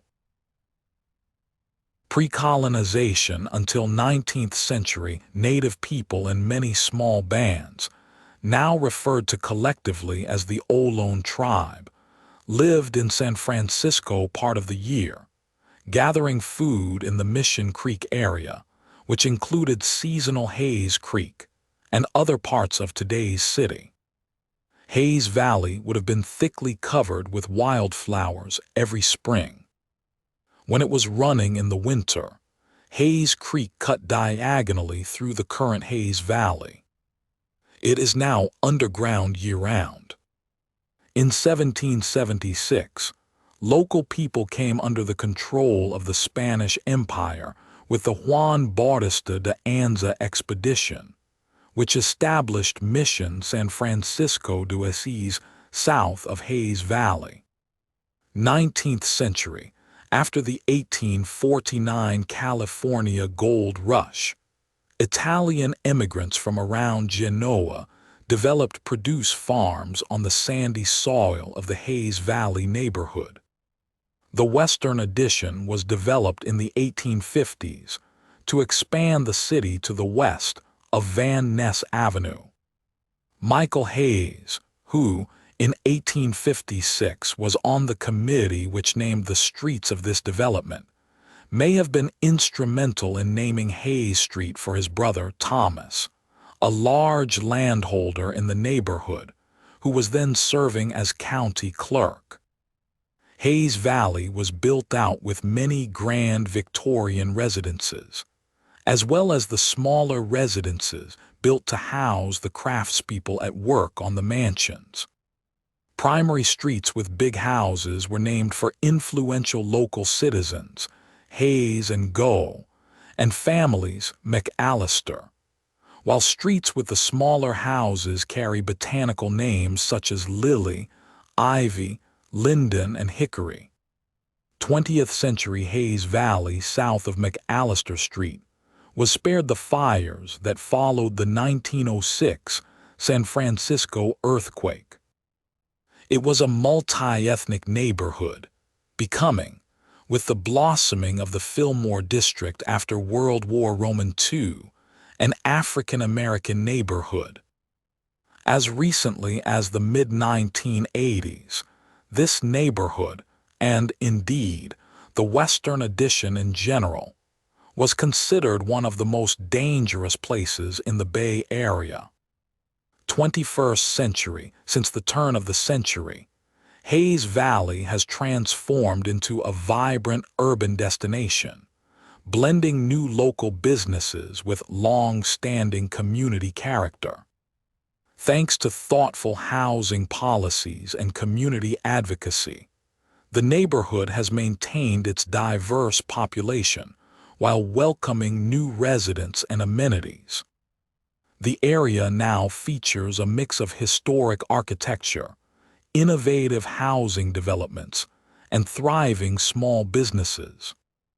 Central Freeway, the elevated Central Freeway section of U.S. Route 101, was built in the neighborhood during the 1950s.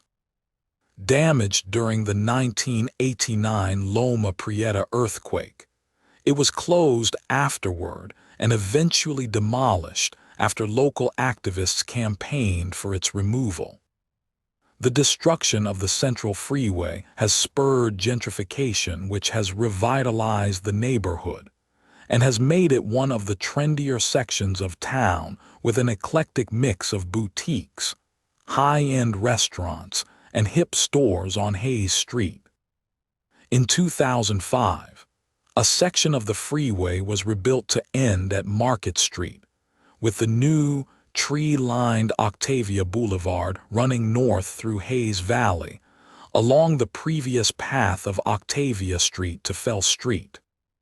Between Fell and Hayes Streets, a neighborhood green terminates the boulevard, providing seating, green space, a play structure for children, and a changing exhibition of public art. It is named Patricia's Green for Patricia Walkup, a local activist who volunteered her time for many years to fight neighborhood crime, and co-led the campaign to tear down the remaining part of the Central Freeway that ran through Hayes Valley. In 2010, the city owned lots between Fell and Oak, and Laguna and Octavia, where the previous Central Freeway on- and off-ramps for Highway 101 were situated, were transformed into Hayes Valley Farm, an education and research project with a focus on urban permaculture and activating the urban commons.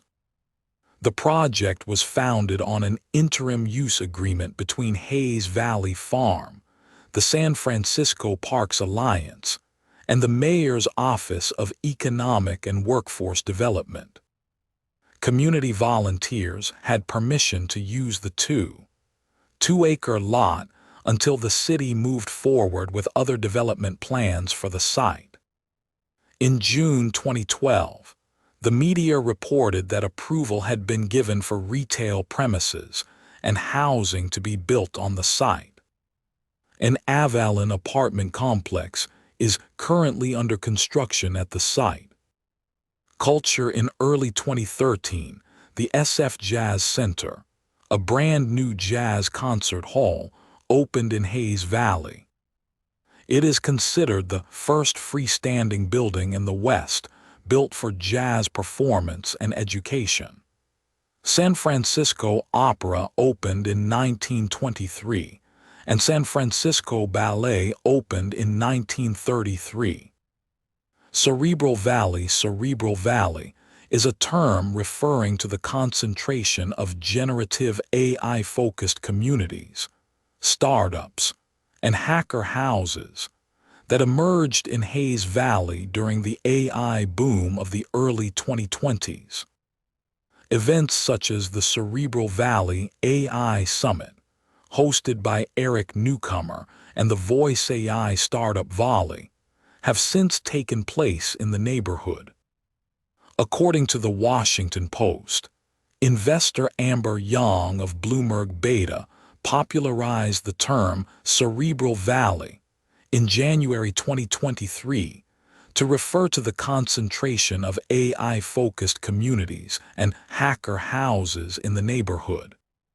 Group hacker houses focused on artificial intelligence grew in popularity in the early 2020s due to layoffs in big tech, a return to in-person events after the COVID-19 pandemic, and lower barriers to entry to AI innovation. The Washington Post credited the rise in events and houses around AI as being part of the revival of the San Francisco tech scene. On the app Partyful, event listings increasingly advertised their locations as Cerebral Valley.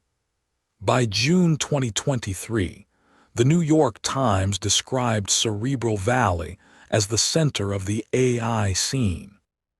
Gary Tan of Accelerator Y Combinator stated in April 2023 that Hayes Valley had become Cerebral Valley that year.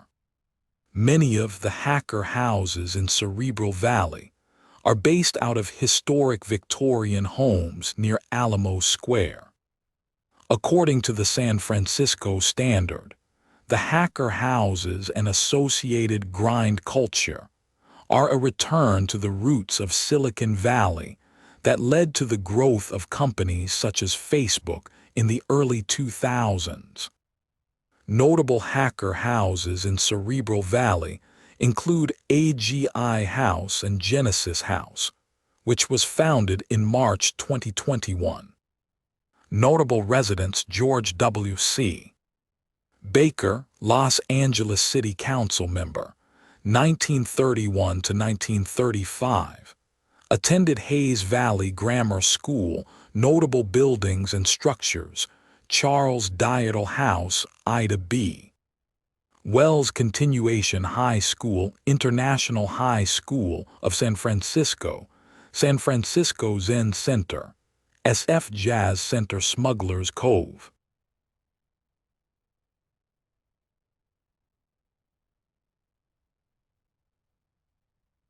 Let us drift gently now toward media in Hawaii. The state of Hawaii has the following popular media. Newspapers. The first newspaper was Ka Lama Hawaii, printed by the students of Lauren Andrews in 1834. Honolulu is served by one daily newspaper, the Honolulu Star-Advertiser, owned by Black Press of British Columbia in Canada.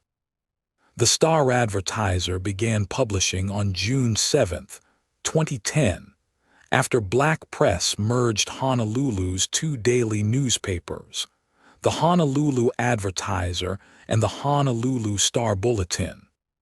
The Star Bulletin was the primary competitor to the Advertiser until it scaled back statewide distribution. In 2010, Gannett Company sold the Advertiser to Black Press. The merger was due to a failure to find a buyer for the Star Bulletin, which had been losing money and subscribers since the two broke off their joint operation agreement in 2001. Maui is served by the Maui News, which is owned by Ogden Newspapers, Inc. Maui's independent weekly newspaper is Maui Time Weekly. Other locally published newspapers are available to residents of the various islands, such as the Hawaii Tribune Herald in Hilo and West Hawaii Today in Kailua Kona, both on the Big Island, and the Garden Island, based in Lihu on Kauai. Oahu Publications, Inc. owns West Hawaii Today, Hawaii Tribune Herald, Midweek, and the Honolulu Star-Advertiser. The Hawaiian business community is served by the Pacific Business News and Hawaii Business Magazine. The largest religious community in Hawaii is served by the Hawaii Catholic Herald. Honolulu Magazine is a popular magazine that offers local interest news and feature articles. Apart from the mainstream press, the state also enjoys a vibrant ethnic publication presence with newspapers for the Chinese, Filipino, Japanese, Korean, and Native Hawaiian communities. There was an alternative weekly, the Honolulu Weekly, which served the urban Honolulu area until 2012. Hawaii Free Press. COM is an online newspaper with a statewide reach, focusing on local news and investigative journalism. Terrestrial Hawaii has 73 FM and 32 AM radio stations. 23 FM, 20 AM in Honolulu County, 22 FM, 6 AM in Hawaii County, 17 FM, 4 AM in Maui County, 11 FM, 2 AM in Kauai County. Honolulu is the only Nielsen audio-rated radio market in Hawaii. Among the major companies that own stations in Hawaii include Salem Communications, Summit Media, iHeart Media, HH Media, and Ohana Family. All of these companies have offices in Honolulu. Among the non-commercial FM broadcast license holders are KKCR Kauai Community Radio, the only full-power community radio station in Hawaii, broadcasting across the islands of Niihau, Kauai, and Oahu, Manau Radio, an LPFM station broadcasting on Maui, and HPR Hawaii Public Radio, a full-power NPR affiliate, broadcasting from Oahu, with translators across the islands. Satellite. The state of Hawaii was not initially serviced by satellite radio and was not receivable with the exception of certain cellular devices and the Internet. This changed in 2011 when Sirius XM radio was given a green light to place a 1.8 kW transmitter in Honolulu after receiving approval from the FCC to begin transmission to Hawaii and Alaska. Sirius XM had been trying to expand service into Hawaii since 2007, but had opposition from the Hawaii Association of Broadcasters, fearing loss of local competition. The FCC rejected their petition. Television. All of the major American broadcast television networks are represented in Hawaii through CON-TV, Fox, the CW on DT2, KITV, ABC, MeTV Hawaii on DT2, KGMB CBS, This TV on DT2, KI TV, My Network TV, KET PBS, KHNL NBC, Antenna TV on DT2, and KPXO TV, ION Television. Two independent stations, Kiku TV and KBFD, specialize in multicultural programs serving Asian audiences. KFVE serves Honolulu's Hispanic population with Telemundo programming and is the only Spanish-language TV outlet in the state since 2017, following the closure of low-powered Univision affiliate KHLUCD in 2016. Univision and Uni-Mas are available on Spectrum, Hawaiian Telcom, Dish, and Diurk TV. From Honolulu, programming at these stations can be seen on the various other islands via networks of satellite transmitters and through Oceanic Time Warner Cable. Until the advent of satellite, most network programming was broadcast a week behind mainland scheduling.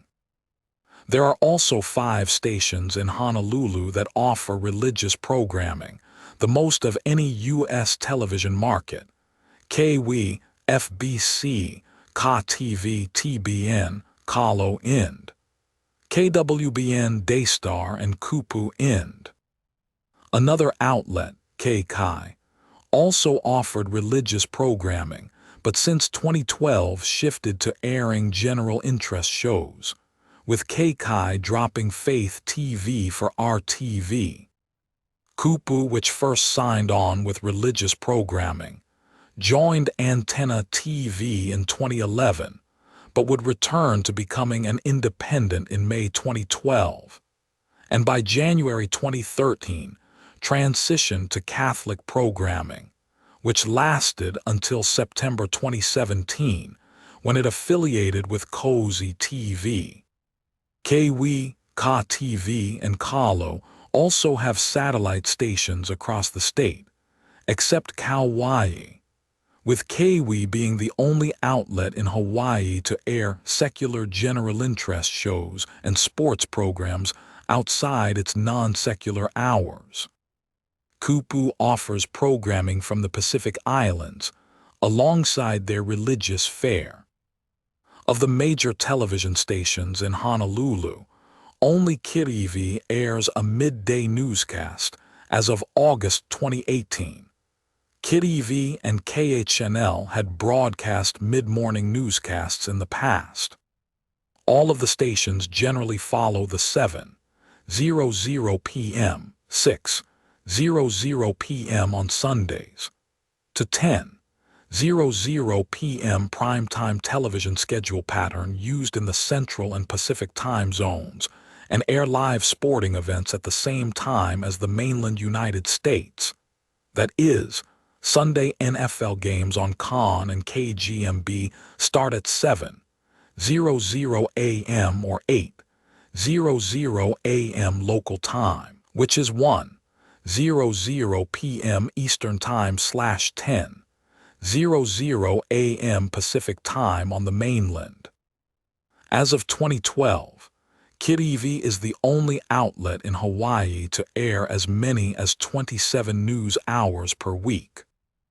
They are also the only station in the state to air hour-long 6:00 p.m. and 10:00 p.m. newscasts, and the first to launch a weekend morning newscast, which airs from 6:00 to 8:00 a.m. The future of television broadcasts in Hawaii took a major turn down the road on August 18, 2009, when KGMB owner, MGC Capital Corporation, and Raycom Media, owners of KHNL and KFVE, announced a shared services agreement under which Raycom merged the three stations' operations. KGMB relocated their operations to the building that houses the KHNL/KFVE operations, and the station's news operations were consolidated under one umbrella. Non-news programming arrangements remained in place, though KGMB and KFVE would see their channel positions in Honolulu swapped, with KFVE and its programming moving to Channel 9 under MCG ownership, and KGMB and its CBS programming moving to Channel 5 under Raycom ownership. The change took place on October 26, 2009, with all three stations' newscasts merged into one major broadcast under the banner Hawaii News Now. In addition, all three stations' logos were retired as well. This combination allowed the Hawaii News Now group to control 45% of the market. Raycom President/CEO Paul McTeer said the SSA would preserve three stations that provide important and valuable local, national, and international programming to viewers in Hawaii. The plan, however, has met with criticism from organizations such as Media Council Hawaii, which viewed the plan as a way to circumvent FCC rules, preventing one company owning two of the top 4 stations in any market. An estimated 68 positions from a total of 198 from the three stations would be eliminated as part of the agreement. Beginning in 2016, the Hawaii News Now, HNN group of KGMB, KHNL, and KFVE severed ties to the Nielsen ratings. After the November 25 sweeps, Raycom Media will use other research to track KHNL and KGMB audiences.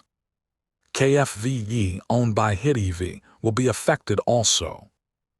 In Hawaii, Nielsen does not use electronic means to track audiences. Recently, only 914 of the printed Nielsen booklets, known as monthly diaries, were completed out of 11,400 diaries. On January 9, 2016, KTV, as well as its second digital channel MeTV, announced that it changed from Nielsen to Rentrack. KON will continue to use Nielsen ratings.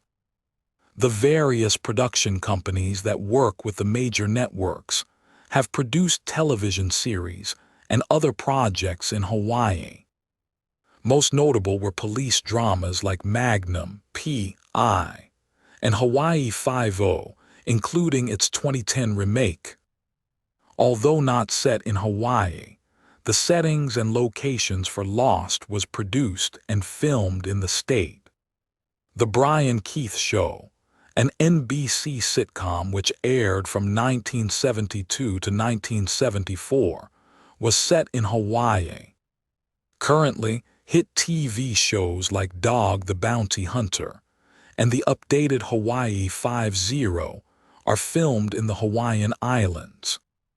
A comprehensive list of such projects can be seen at the list of Hawaii television series. Hawaii has a growing film industry, administered by the state through the Hawaii Film Office. Several television shows, movies, and various other media projects were produced in the Hawaiian Islands, taking advantage of the natural scenic landscapes as backdrops. Notable films produced in Hawaii or inspired by Hawaii include Hawaii, Blue Hawaii, Donovan's Reef, From Here to Eternity, In Harm's Way, South Pacific, Raiders of the Lost Ark, Jurassic Park, Picture Bride, Lani Loa, Outbreak, Waterworld, 6 Days, 7 Nights, George of the Jungle, 50 First Dates, Pearl Harbor, Godzilla, Blue Crush, The Even Stevens Movie, Race the Sun, Princess Kailulani and Lilo and Stitch. The film Snakes on a Plane, Forgetting Sarah Marshall takes place on a flight departing Hawaii for the U.S. mainland. In addition, the island scenes from ABC's series Lost are almost entirely filmed on the island of Oahu. Hawaii is home to the Hawaii International Film Festival. Online Media Hawaii has a vibrant online community, including a host of blogs and publications specific to the islands. Some of these online efforts are produced by print or broadcast media companies, while others are produced by bloggers and smaller media entities. Hawaii Magazine runs a blog with regular coverage and images from the islands. Hawaiiarama and Beat Off Hawaii are two of the more popular independent travel blogs covering Hawaii. Hawaii on TV and Maui on TV are internet TV networks in Hawaii, which broadcast first-run content via the World Wide Web. Honolulu Civil Beat is a non-profit online news organization covering the U.S. state of Hawaii. It specializes in investigative reporting, watchdog journalism, and in-depth enterprise coverage. Oiwi TV is a media outlet that focuses on native Hawaiian perspective. Most of its content is in Hawaiian.